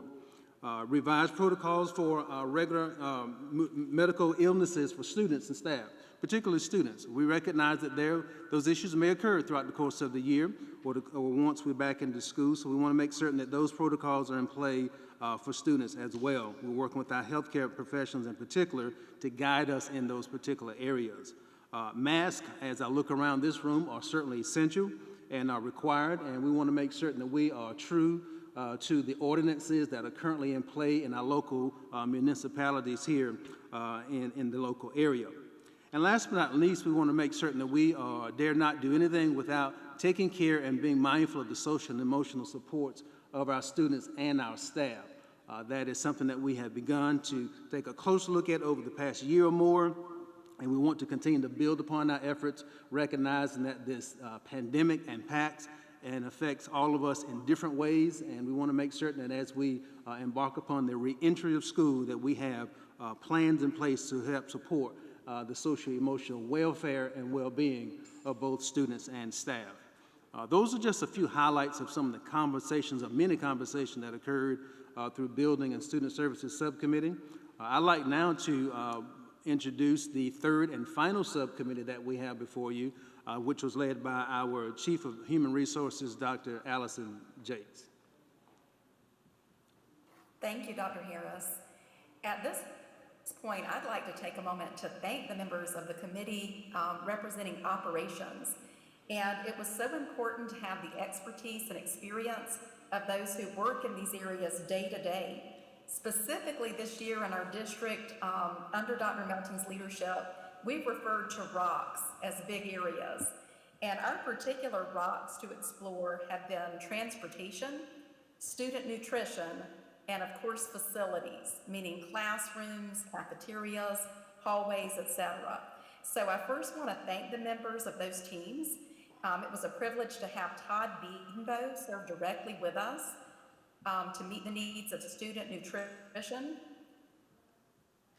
and to serve with his familiarity with those state and federal programs. We also have Dave Weisman, who was hands-on, able to assist with conversations with transportation, to offer his expertise and experience. We had Clay Cannon and Angela Etheridge, who could speak firsthand to the maintenance, facilities, custodial needs, supplies, things of that nature. We also had parent representatives who were elected to serve within our schools. So we really appreciate the expertise and perspectives of those parents. Additionally, we had members of instruction, members of our district safety team, and then, of course, so importantly, principal representatives. We didn't stop at just a principal representative. We had one for elementary, middle, and high. You see Ms. Bright with you this evening. In addition to serving on our state Accelerate Ed Task Force, she also was instrumental in our committee, as well as Dr. Robin Hardy and Ms. Anna Miller. So having those rich conversations, those experiences, those different lenses to look through led to several highlights that I'd like to share with you this evening.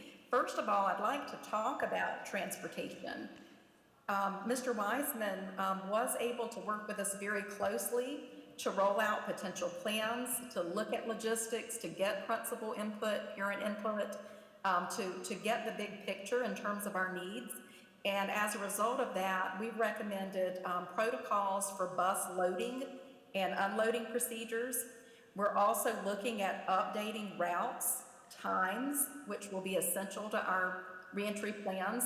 We've looked at social distancing, what that means on a school bus. We've taken into account the resources, the guidance, even details such as the frequent sanitation of buses and the practices and training for our drivers have all been reviewed carefully and serve as highlights of this report. Similarly to transportation, we took the same deep dive into student nutrition, and Todd Beatonbow was able to work very specifically with us, very directly. We were able to talk about intense details as well as bigger pictures. We were elementary and high schools potentially, and of course, we know that there are certain parameters in place that just as we're going to need to provide that training to our bus drivers, to other professionals within the school, we know that those protocols continue for student nutrition. Having that advantage of working in our feeding sites this summer was a great head start, but we know that those sanitation procedures, those packaging procedures, ensuring that we're meeting all of the guidelines and specifications to keep our students healthy when we're serving them those vital needs is important. Also, in looking at our arrangements for feeding, looking at social distancing, all of those pieces fit in our third rock, which are the facilities, and that's where Clay Cannon and his team, our district maintenance presence, our custodial programs, and looking specifically at what that distancing looks like in each school so that we can ensure that as we reach the opportunity to make schedules that may be a little different for lunch, take into account the different packaging, the different social distancing, the actual presence of where students eat lunch, how they're served, how we're protecting them was also a particular concern. And finally, just making sure that we are communicating, that we're communicating all of these pieces, these important aspects to staff, to students, parents, making sure that those processes and procedures are clearly in place. And of course, another thing we talked about very extensively is signage, making sure that we have appropriate signage to demonstrate those particular spacing expectations, the social distancing, the directional arrows, those types of things. And of course, bringing all of those pieces together to create that seamless package, which we've referred to as operations. So at this point, I'd like to pass the microphone to Ms. Goggins so she can walk us into our next slide. Thank you, Dr. Jakes. Our final slide provides some important next steps. As we stated earlier, this is not our full plan, but our full plan will be shared with parents and guardians later this week. Our commitment surveys will be shared the week of July 20th, and school information will be shared with parents the week of July 27th. Of course, our planning continues. Leap days are July 29th through the 30th, August 3rd, and August 5th through the 6th. And our calendar is unchanged. The first day of school for all teachers will be August 11th, and the first day of school for students will be August 19th. This concludes our presentation, and now I would like to turn it back over to our superintendent, Dr. Christina Melton.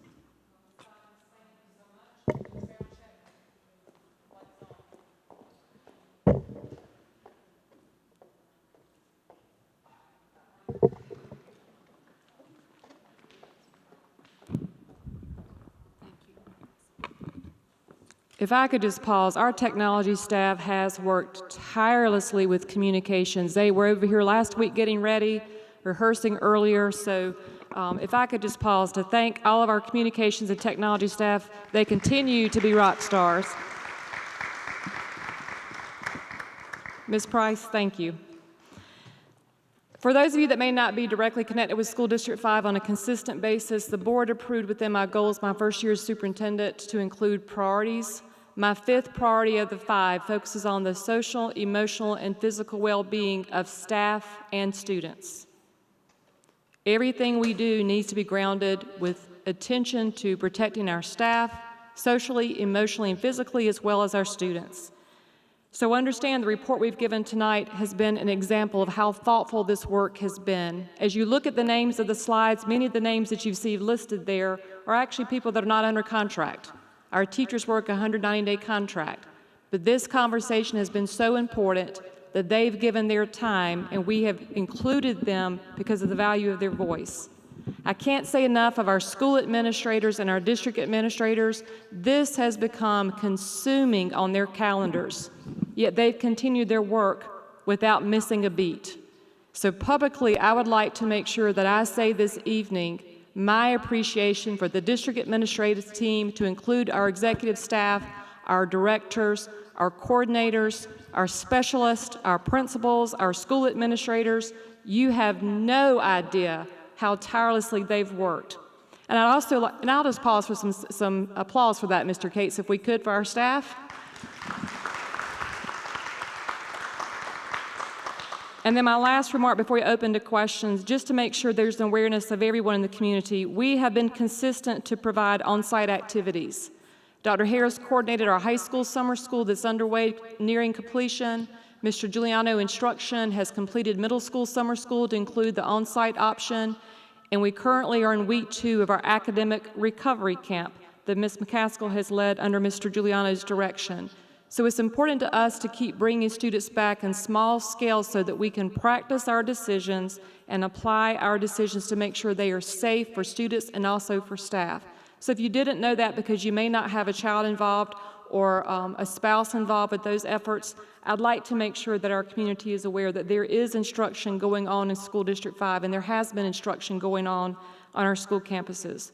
Chairman Cates, I know that there are many questions, so I will pause now to answer questions, but understand there may be some that we simply say, we don't know yet. Thank you, Dr. Melton. I do appreciate this report, and I know it's been a moving target. We have a traditional option and a virtual option. Will that traditional option most likely include really a blended option where they may be in school some days and online some days? Ideally, and Mr. Giuliano may want to weigh in on this, ideally we would like to have the opportunity for students to be on campus for 5 days. But understand it takes a state waiver for us to allow less than 5 days of on-site instruction. So Superintendent Spearman, until she's able to take to the State Board of Education, we still have those kinds of expectations in place. And that's another caveat of this. There's so many complicated details. Until we get permission from our state board of education, state legislatures, some of these decisions are outside of our control, but we're seeking waivers for things that we know are bumping into the work that we want to do. So, Mr. Cates, to answer your question, it could be a virtual option or an on-site 5 days a week, but if there is permission to do more of a blended model to include a hybrid that you hear many districts talking about, that's an option that we're considering as well. Mr. G, anything that I overlooked that you, okay? I think that's what you pointed out is important. Things like seat time, total number of days, instructional models, absenteeism, all of that will require a waiver from the state. And so the community knows we are pleading with the Department of Education and our legislators to go ahead and make those waivers for the state, so that every district in the state isn't having to seek their own waivers. So we are working with our partners downtown and look forward to getting some help from them. I see Ms. Hammond, I see you have your hand raised, so I'll recognize Ms. Hammond. Thank you, Mr. Cates. And I would say thank you too to Dr. Melton and her staff, because this is a very complicated situation that we've never been in. And I want to just hats off to the teachers and the extra miles everybody's gone. I have one question, Dr. Milton. For the survey, did we actually ask the question how many teachers or how many students would like to return to the normal 5-day, and then how many definitely would rather do virtual? Did we get a distinct number, like a yes or no to those two questions? Ms. Hammond, I'm looking for a visual. Ms. Garris, if we could pull up so we could see Ms. Hammond and the board members that are on participating virtually. The slideshow is, thank you, the slideshow has been complete. We can pull that back up if necessary, but I prefer making eye contact when the opportunity is given. Director Holden, I'm going to ask you to come to the microphone. As he transitions, I'd like to do an introduction of this. Ms. Hammond, we've got several surveys to come. We have done some surveys, but we've not completed all the surveys. I'd like for Director Holden to give a brief overview of the surveys that we've conducted, and those that are still to come that we are prepared to share at this time with the public. Correct. To comply with a request from the South Carolina Department of Education, we did ask parents about their preferences related to a virtual school option in one of our initial surveys. So we did ask that question, and we used that to estimate the percentage of the overall population of our district. So for high school students, we're estimating the level of interest, not the commitment, but the level of interest in the virtual school option to be between 37.7% and 40.7%. The level of interest in students in K through 8 is between 38.34 and 40.86%. So those are estimates. As part of our next survey on July 20th, we're going to be firming up what those numbers might look like so that we can better plan for the school year. As we told parents in the initial survey that I just referenced, those numbers were for planning purposes only, and they did not represent a commitment to the virtual school model. It was just to simply see where families stood on that option for the year without the details available on what that might look like. Now, as we're getting closer to the start of the year and as our reentry plan is being shared, we would like to see what those numbers look like on a firm basis of specific students who are interested in that model of instruction. Thank you, Mr. Holden. Ms. Hammond, does that answer your question? Yes, thank you. And as you and I have talked, I know it's an ever-moving target, but that to me was just a very clear question I would like to know just in a survey. So I appreciate that that's coming. Thank you. Mr. White. To back up on that same question, I'm not sure I quite got, what percentage was in school and what percentage was virtual?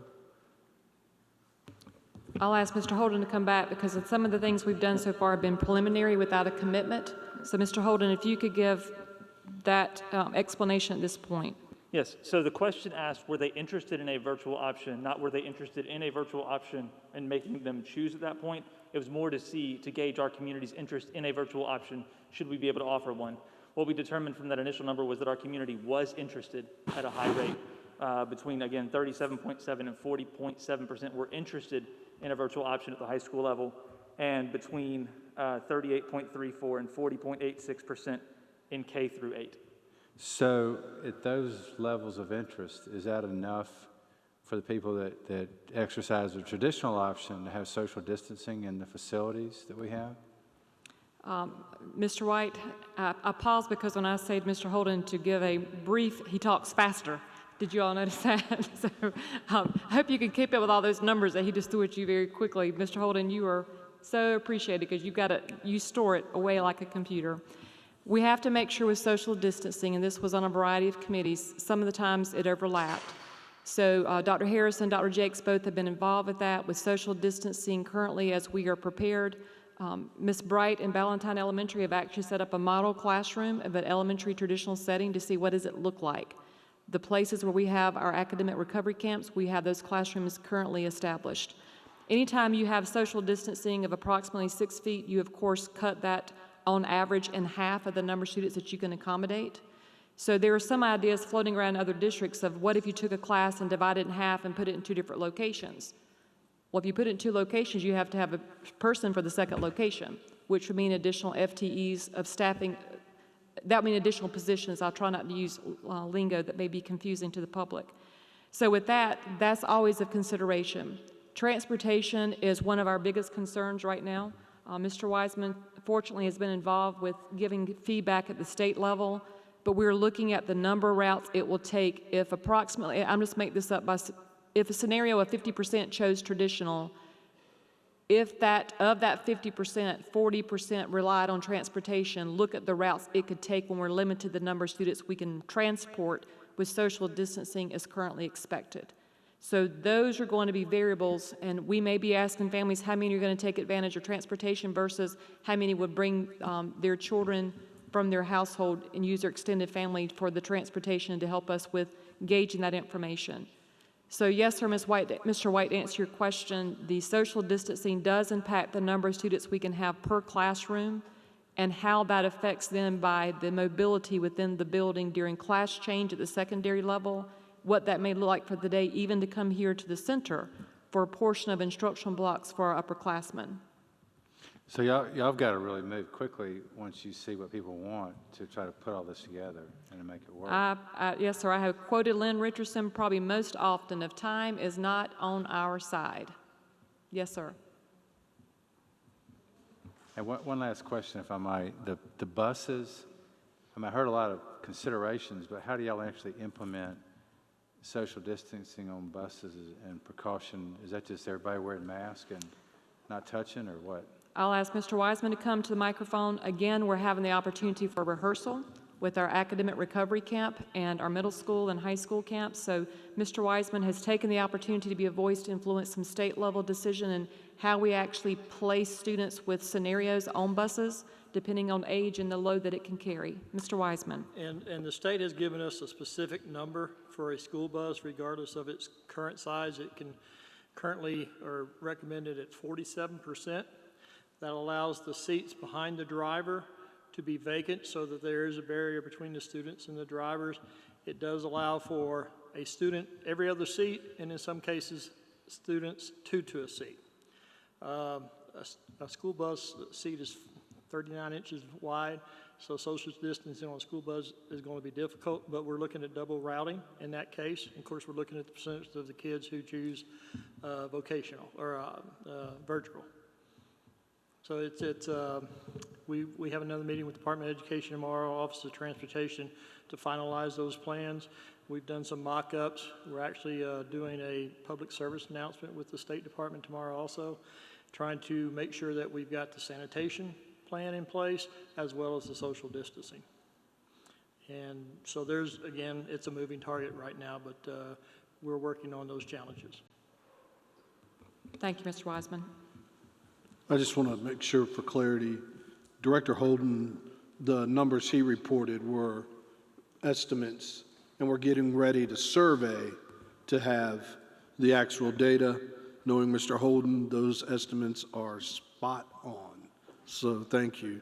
Mr. Lovelace.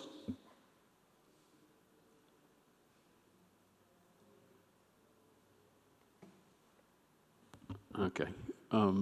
I had pre-submitted some questions to Dr. Melton. I gave you a list, but the number 4 you've already answered. So would you like to just run through those real quickly? Sure, yes, sir. Mr. Lovelace asked, the first question was regarding regarding quarantine. I gave Dr. Jakes a call as I drove here this evening. So, Dr. Jakes, a question submitted from Mr. Lovelace that we discussed for the public to hear is, what will be the procedure when a teacher or student is exposed at home, and will the entire class be required to stay home? Dr. Jakes, based upon what we know this evening, how could you answer that for Mr. Lovelace and for the public? Sure. So just to give some background, this is a work of collaboration between Dr. Harris's team and mine. When it comes to students, Dr. Harris takes the lead with our nursing supervisor and nursing staff and communication with principals.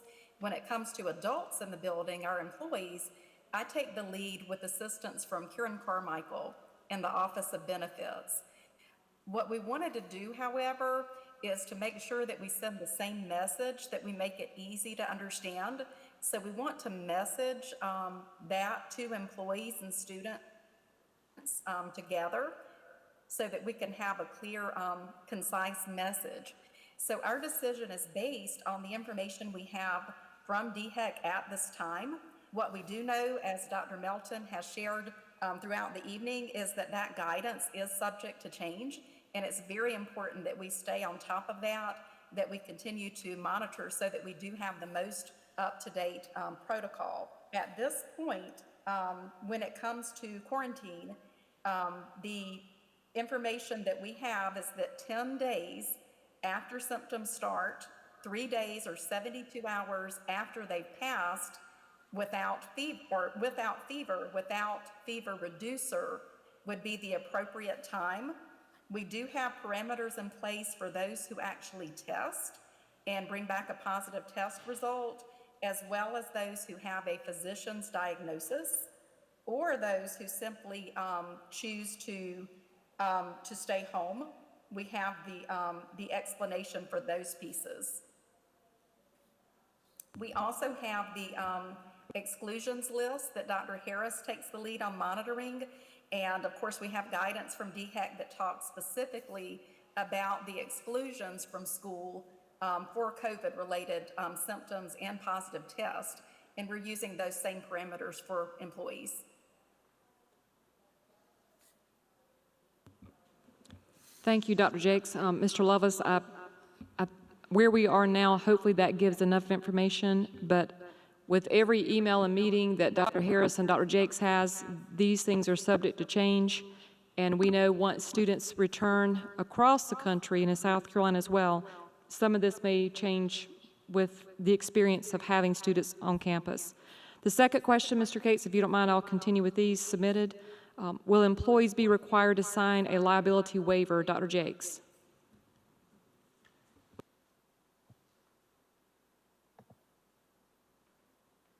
At this time, we have not been advised to seek a waiver. We're continuing, of course, to monitor requirements, to work with other districts, to work with legal counsel. I have the privilege of being part of the Personnel Roundtable through SCASA, our state organization. So we continue to look at what other districts are doing to share best practices, but at this point, we have not been advised to include a waiver for staff. The third question, could the district use money from acts signed into federal law for COVID-19 to offset cost of virtual learning in lieu of LEAP days? Unfortunately, no, sir, because LEAP, as included with the report, but to expand upon that, is required for on-site face-to-face instruction. So 5 days will be anticipated to be funded. Mr. Richardson is watching that closely to get estimates. Mr. Richardson, anything you'd like to add to that, or does that, okay, thank you. You said number 4 was answered already, Mr. Lovelace? Okay. And then the fifth one, what are the published milestones such that board members will get an opportunity to address outcomes, and which party will present meaningful results so that we may have input into a path forward? It is our hope that we can continue to provide you all updates as a board and as a community. Our communication with families will accelerate this week. Hopefully, our community has heard, Ms. Goggins, that by the end of this week, more information is coming.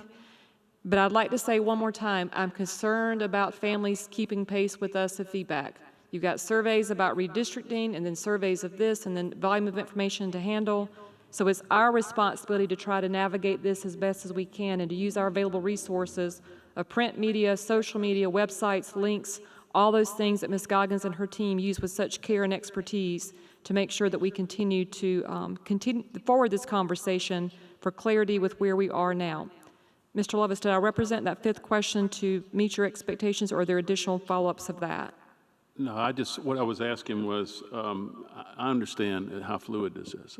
Everybody does, and we're all behind you 100%. Whatever we decide to go forward with, I just know that there are going to be some opportunities for betterment, and I wanted to know, are there established milestone dates where the board will have opportunity to have input to correct some of those things that may not have gone well the first try? I appreciate that, and I think that we're going to learn a lot of lessons. And because of that, we do not commit perfection, but we do commit progression. So we're about progression, not perfection, because this will be a learning experience together collectively. We'll continue to provide updates regarding where committees are at this point, but because we're within a window of a short amount of time, and because our plan has to be submitted to the State Department of Education, there's a lot of wheels that are turning right now. So, Mr. Cates, if there's a recommendation of the board of different communication efforts of how to keep the board updated and the community apprised, we are open to any feedback that we may take. If we did need a calendar adjustment, which you've heard, I believe, Ms. Goggins allude to, we had considered actually requesting a delay of the academic year, which would require board action. But we feel like for the community, for our parents, we need to try to stay as consistent as possible and not add a later closure to the school year that's coming and a later beginning, because with every variable we change, that's an additional pressure and stress on families, children, and of course our staff. Ms. Gardner. Dr. Melton, I had a question about the virtual piece. I just like for you to address the issue of, what platform we would use for virtual, because I know there was sort of most of the parents felt that the virtual options we had for school closure were poor. We didn't feel good about what happened there. But we know that there's other things in place, but also if we went and used, there's a South Carolina virtual SC platform, but if students use that fully, then they get removed from our school district because they become a virtual school district student instead, and we would lose them. So can you talk about if we have plans to make our own platform, or if we're going to use that one, or how that really works? Yes, ma'am, and thank you for the question. The State Department of Education is seeking a learning management system. Ms. Garris could talk with more expertise than I could, of course, regarding this. School District 5 would take advantage of that if the State Department were to get that prepared. It has been in procurement. They have been looking for an option for South Carolina, and once that is achieved, we will sign on to use that, because that will be a cost savings for us, and it will give us a platform that we could collectively use. When it comes to virtual SC, you're right. If students take more classes from them than us, there's a teetering place of who gets the funding, virtual SC or School District 5. So it is our vision that we can create something of our own. It's July 13th.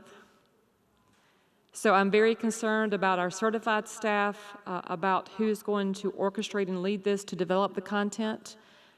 We, as Mr. Giuliano alluded to earlier, our teachers have taken advantage of so many professional development opportunities provided by our digital integration specialists, which the board has supported for years, and also provided by other vendors. And because of that, our teachers are better poised to be more successful in a virtual environment come August.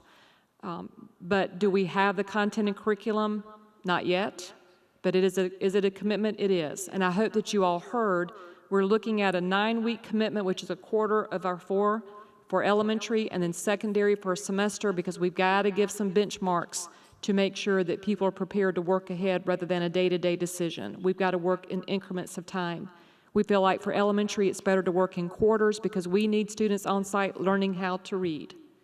Ms. McCaskill could come to the microphone and share so many stories about the first couple of days of our ARC camp, our academic recovery camps of how students responded to being back in a school environment, how families responded to bringing their students to in that environment. So we've got a lot of things to take into consideration, from the virtual academic rigor, but also the social emotional virtual components we need to add in addition to those that are on site. Does that, okay, and if you could get a little bit closer to the microphone, thank you. Just as a follow-up to that question, would we at some level be required, would any of our teachers be required to do virtual and in classroom? Or are we going to have separate classrooms for that, or separate teaching?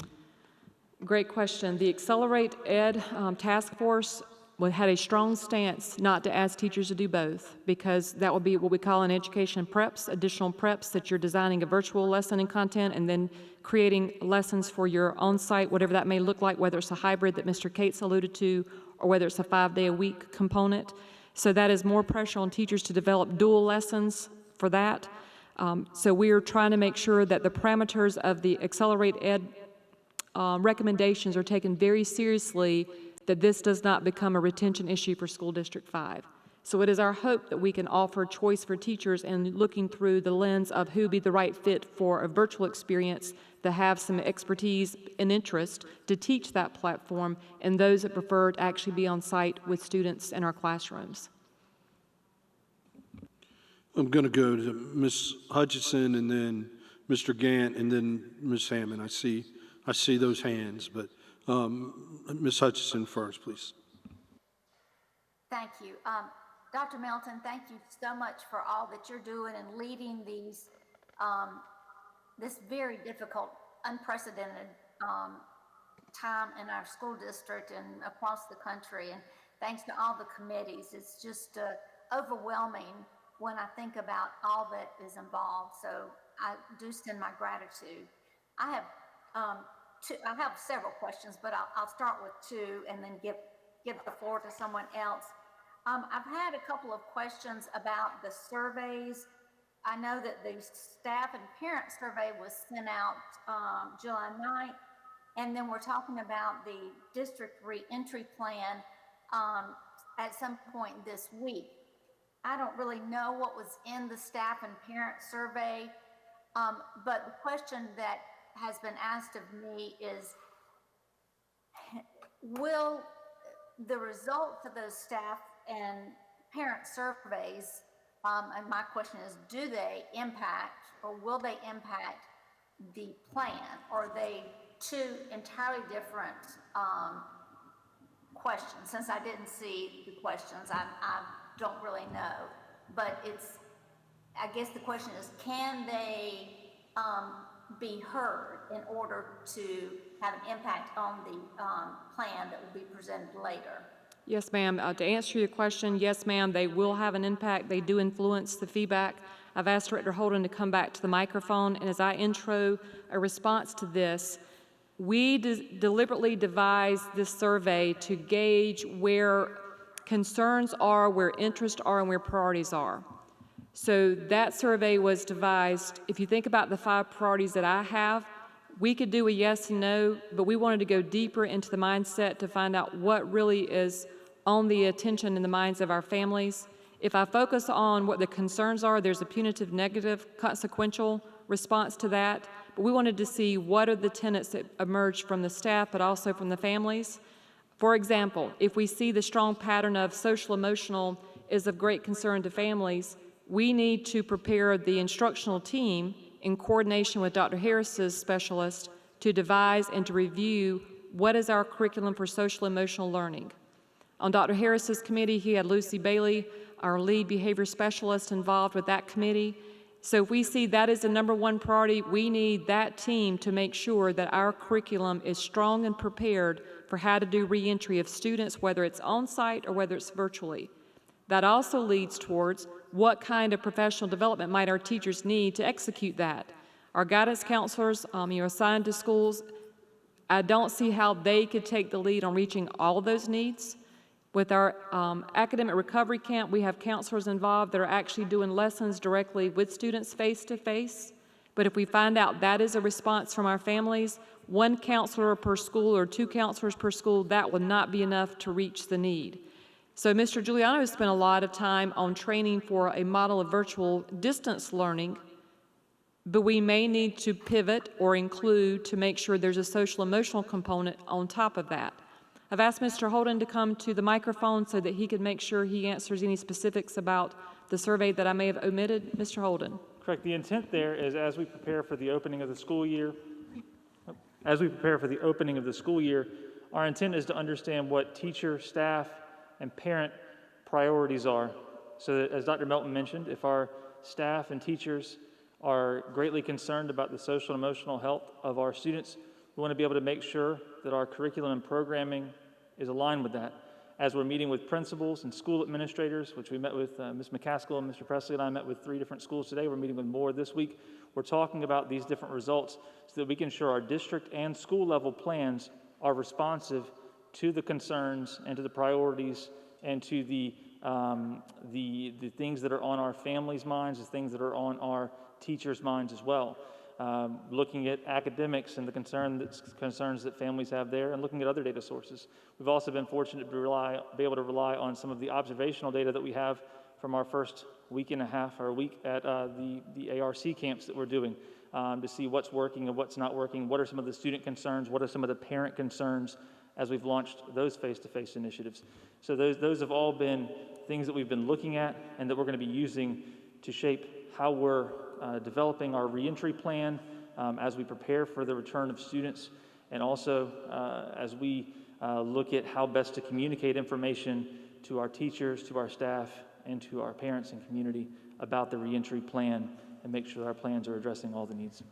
Ms. Hutchinson, if I can include another example, one of the questions in the survey regarding child care, we need to know, do families need after-school programs? We have some schools that operate their own. We have some schools that have partners of after-school programs.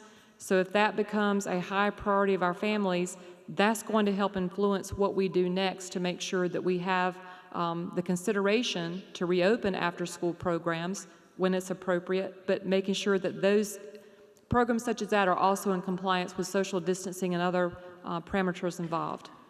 Ms. Hutchinson, does that answer that question that you had regarding that? Yes, thank you very much. And then I had one more, Yes, ma'am. if I may.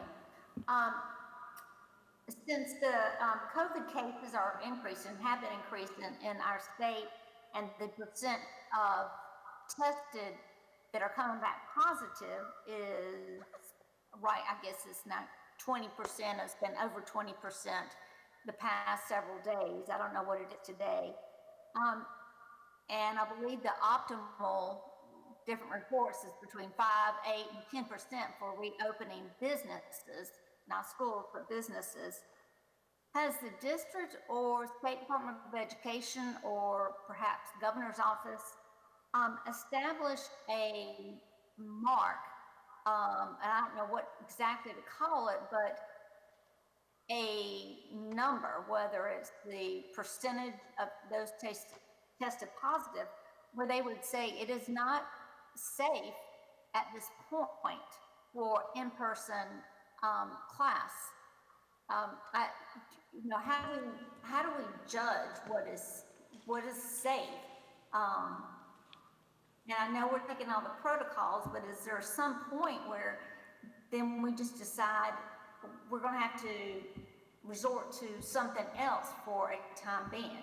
This thing is so fluid and changes so much and so fast. It's difficult to, I don't even know how some of these plans can be talked about, or because it is so fluid. Yes, ma'am, it is definitely fluid. I'm looking at executive staff because within the Accelerate Ed report, there are recommendations, parameters from DHEC for us to consider as part of our resourcefulness tools that we have access to make decisions. So if you look at the incident rate, if you look at the case positives, et cetera, Dr. Harris has actually assigned a staff member to monitor daily by zip code the number of cases, positive cases, and we've got a process in place that once he gets that data, we have an internal communication for how that's going to influence. So we're looking for patterns. You know, when is our community of zip codes, when are we going to see a plateau or decline? But right now, we, of course, we are not prepared to announce that we've seen a plateau nor a decline at this point, but we're monitoring that. But the suggestions that are there are parameters for our consideration for us to make decisions locally. So we've been given the responsibility to use available information to make decisions that we deem to be appropriate for our individual communities at this time. It's one of the complicating factors. If you went strictly by Accelerate Ed's recommendations, and I believe that slide you had posted with the stoplight, if you went strictly by that, no district in the Midlands would be able to have face-to-face instruction. So we're getting a mixed message from downtown, and that is, Ms. Hutchison, I think, complicating the decision process here, and a lot of work's going in, and we don't know if we're going to be asked to change on a dime here any day. So that is a complicating factor. Mr. Gant, I had said I would come to you after Ms. Hutchison, and then Ms. Hammond, I'll recognize you after Mr. Gant.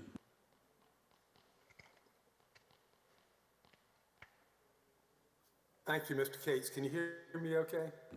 Yes, sir. I apologize. I've had real trouble hearing a lot of the questions and the answers, so I may go back over something that was already asked, but I find it ironic that we are trying to reopen our schools, because that's what we do around August every year, in the midst of the pandemic, when it's in a worse condition and a worse status. Ms. Hutchison just pointed out, we're running about 20% positive on the case of the people that are tested.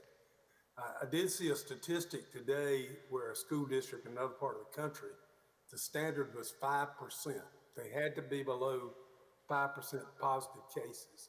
It was a very large district, but I want to reemphasize, and it's been emphasized throughout these reports and the great work that's been done, that the health and well-being of our students and our faculty, and some of our faculty have been teaching for many years, I'm sure have never experienced anything like this.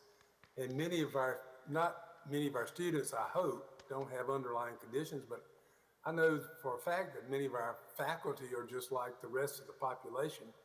They have conditions and health issues that have gone on for years that will impact their day-to-day routine. And I know we're looking into that, how we can help those people, and the surveys will help us.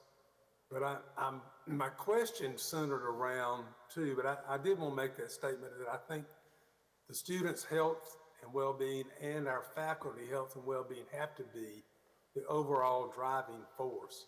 And it's unfortunate we're in this position trying to start schools back in probably about less than 5 weeks from now.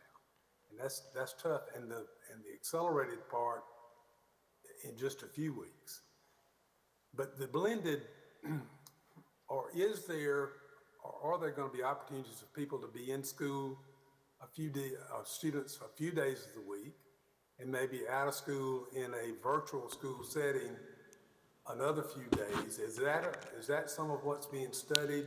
I believe that it is, but I couldn't quite pick up on that. And I think that also that piece that Dr. Harris and his group are looking at, classrooms and buses to have a socially distanced, acceptable standard has got to be critical, and it will be critical. So I will leave it with that. I don't know if you can answer part of that or not, the blended part of the instructional day and the safety aspect.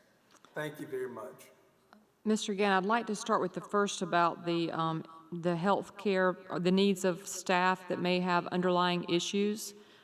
If Dr. Jakes had the mic, she likely would say if we have faculty and staff with underlying issues, we encourage them to start talking with their medical provider. Because Dr. Jakes' team with benefits, Karen Carmichael was already a rock star and award-winning, but she has taken it to the next level. She has worked individually with faculty and staff, and I would encourage our faculty and staff who may have those concerns, go ahead and reach out to your health care provider so that we can have what we need from them for the staff protection and safety. I'm going to ask Mr. Giuliano to weigh in on the options, Mr. Gant. If seat time is waived by our State Board of Education, we currently have slated the opportunity of traditional, that could be 5 days on site. If the seat time is waived, we could have an opportunity where a cohort of students were to come on Monday and Tuesday, then we clean on Wednesday, then a different group would come on Thursday and Friday. If you're watching the announcements of districts across the state and quite frankly the country, that's emerging to be a hybrid model of which Mr. Cates alluded to a little earlier. That's on the table for our consideration, but we know that we need to start planning for on-site because that's going to affect transportation, nutrition, facilities, all those things of operations. We've got to start gearing up to make sure we're prepared. I'm going to call on Mr. G next to answer the remaining part of that question that I may have omitted. Mr. G. Thank you, Dr. Melton. So yes, the Accelerate Ed committee from the state had asked districts to look into 3 different scheduling models. One would be the traditional, which would be face-to-face instruction on a regular basis, 5 days a week, and then a hybrid model, which would be what you talked about, Mr. Gant, 2 days of instruction followed by face-to-face, followed by 2 days of virtual instruction, and then a day of planning and some other items within that hybrid model. And then the third scheduling model recommended that our instructional committee discussed was that 100% virtual model all the time. So 100% traditional, 100% virtual, and then the hybrid, which is a blend of the two. And Mr. Giuliano, for everyone to have, we are required to announce, share with them what the Accelerate Ed Task Force report says that we have to report to families by the date. We have to report a plan by July, I'm sorry, I said June for a second. By July 22nd, the Accelerate Ed Committee has recommended that all school districts in the state of South Carolina release their plan to their public, to their community. So July 22nd is our date because of where our first day of school begins. Thank you, Ms. Gardner. Sorry, I'm jumping in line, but I do have a follow-up question to that. So what does that look like if we're expecting our teachers not to be in the classroom and virtual? Are our students going to have 2 teachers for each subject? How does that look? So we've discussed both models, but because of the recommendation is to not overwhelm teachers with planning and preps, as Dr. Melton mentioned, to teach virtually and to teach traditional, yes, they would partner with different teachers. Now, the caseload for a digital or a virtual teacher can be higher than a face-to-face teacher. So caseloads may vary, especially with those teachers that are teaching the virtual environment. But yes, students would have multiple teachers in that hybrid model that that you mentioned. Yeah, I'm not recommending I did not say anybody that, asks. that was my slip. Right. Just as a follow-up to that, Dr. Melton, is the window to request those waivers open? I know there are other districts that have announced that hybrid. Are they just hoping to get a waiver? I appreciate the deliberate. Well, I know it feels like we got to know tonight. It is moving so, it is such fluid, I think is the word we've been using. I appreciate the deliberate approach. What's the status of the open window to request those waivers? Mr. Cates, I'm deliberate and I'm intentional, and I hope that people would say I'm responsible. So I regret that we've waited to this point, but I hope that our community better understands why we've waited to this point. We are, as a Midlands, we have talked regularly, Midlands superintendents, we are working together to request some waivers to submit to the state board. And the next meeting of the state board, we hope to have some things that would be considered and reviewed. But of course, we don't know what would make their agenda. And Superintendent Spearman may take some things without actually receiving waiver requests, such as seat time. So I cannot speak for other districts as to what they've done and what they've announced, but we take great responsibility to make sure that we're in compliance. At no time do we want to position School District 5 to be penalized and have to have repercussions for decisions nor announcements. Thank you. Ms. Hammond. Thank you. I have a question, Dr. Melton, if you don't mind going back over the LEAP, the 5 days, that right now, because that's going to start, did I write it down right? July 29th, July 30th, August 3rd, and I didn't write the other two down. What are our LEAP days? Yes, ma'am. You had it correct. July 29th, July 30th, August 3rd, August 5th, and August 6th. And just to recap, students will not attend all 5 days. We've deliberately selected students to make sure they're coming in for assessments and for introductions and reentry. And that's a piece of the planning for Mr. Wiseman and Mr. Beanbow to be involved with for nutrition and transportation. But instruction and accountability with planning and administration are working to identify those students to be inclusive of schools, of how those students are being identified and assigned to days to come back within this window of 5. But if I'm understanding right, that was my question. Instead of that being all kids, you've identified certain kids, and their parents would be, told those days, and that's the kids, they would go at different times. Yes, ma'am. That would be optional. Okay. Pre-K, 4-year-old kindergarten through 8th grade will be the window per state guidelines of who would be invited to attend. It's parent choice to participate, and the plan that each school will have developed is schools submit plans to the instructional department, who are reviewing them. Directors of Mr. Presley, Ms. McCaskill, working directly with them in conjunction with Dr. Slatton to serve our students with special needs, but also to work with Coordinator Shelby to make sure that students of second languages are also included. Mr. G, what might I forget? Dr. Melton would, and I'm going a little bit by my district where I teach, Lexington 2, they had let us know our LEAP days about 2 weeks ago. But my understanding, every teacher would be, unless they get in touch with Dr. Jakes, like you already said, would they on those LEAP days, because that's around the corner before the regular school would start, they would all report to school those LEAP days if you're a teacher. Is that correct? I'm going to ask Dr. Jakes to weigh in on that. Our contracts had already been sent out and signed before this ever came on our radar.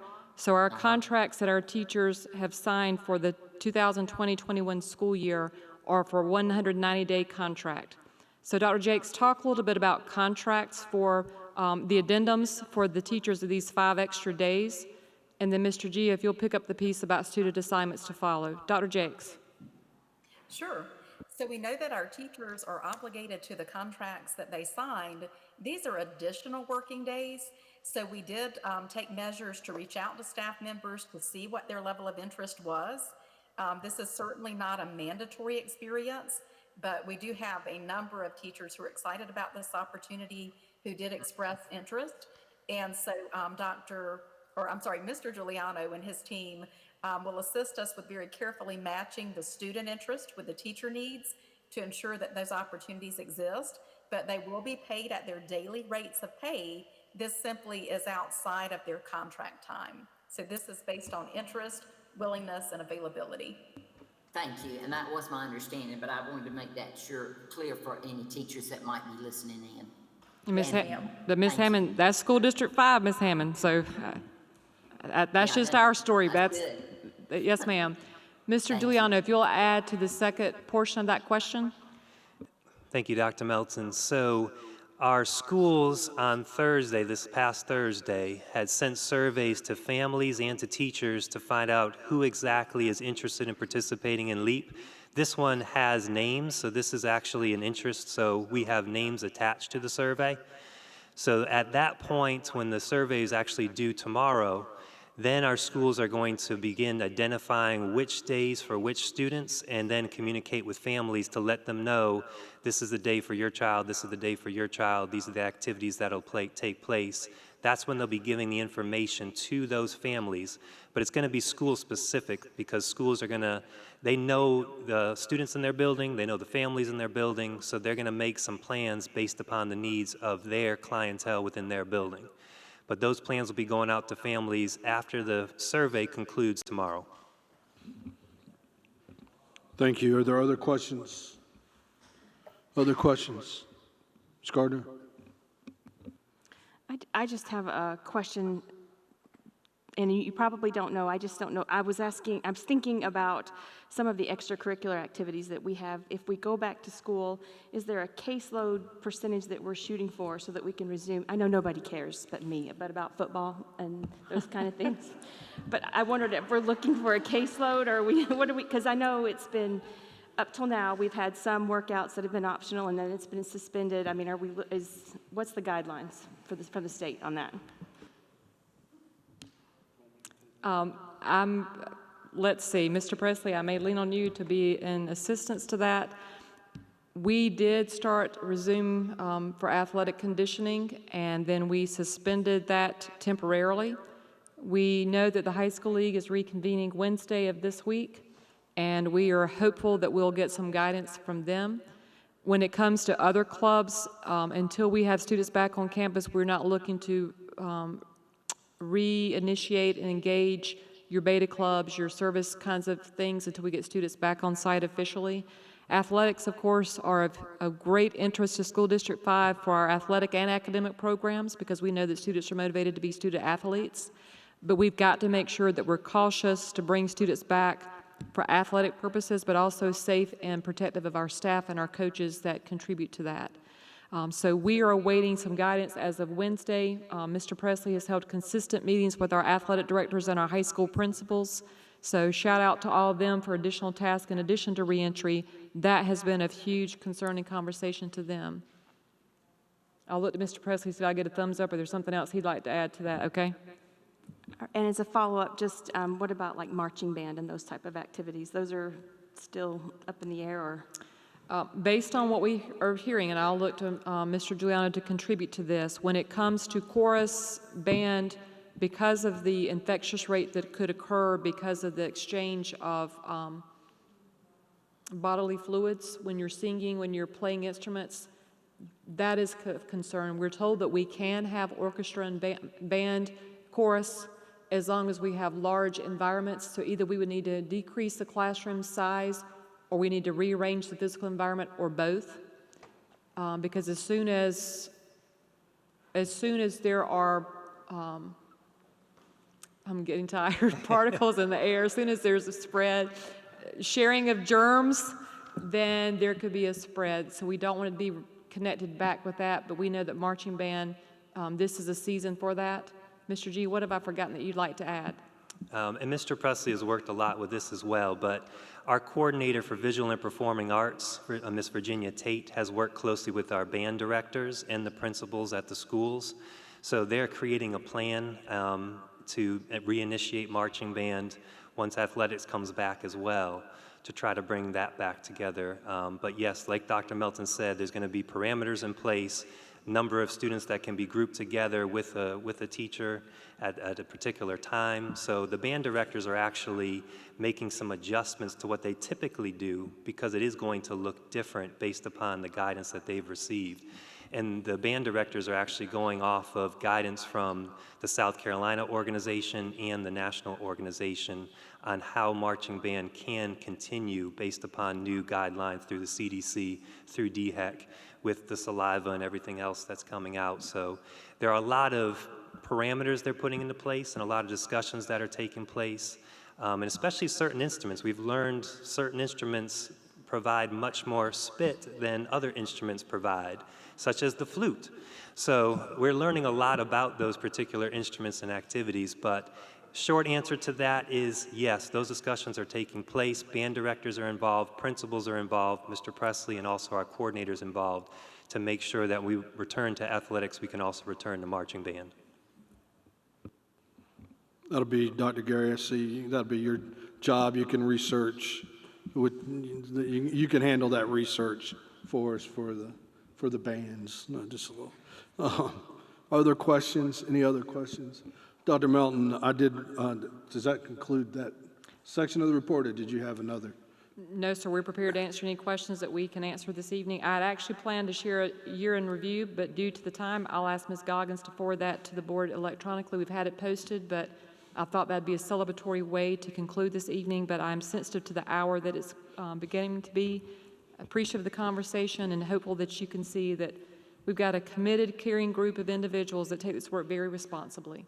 Thank you. I did want to back up, and this is not a criticism of the question because it's a very appropriate question, but anytime we have a question asked, especially about the enrollment freeze, and we don't get a full report on that, sometimes that can create an opportunity for some confusion. So I just want to, and maybe Dr. Harris, this is probably for you, I just want to make sure I understand the backfill. I think I got it, but I just want to, for clarity, in one of our schools that's impacted by the freeze, if we had 5 families move out and they all happened to have third graders, that at that particular school would leave potentially 5 third grade seats open, and you would communicate with those families that have been impacted by the freeze, and they would have the opportunity, if they chose, to claim one of those 5 seats.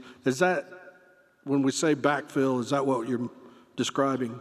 That is precisely what we're describing. And again, I think the emphasis is on where those seats are available in those particular grades. So we're not adding additional seats to an overcapacity school. We're simply using the seats What's currently that kind of through the natural progression of things. Folks move, they may choose a magnet program in another school. Those things create openings from time to time. That's correct. The total number of seats remain the same. Exactly right. All right, thank you.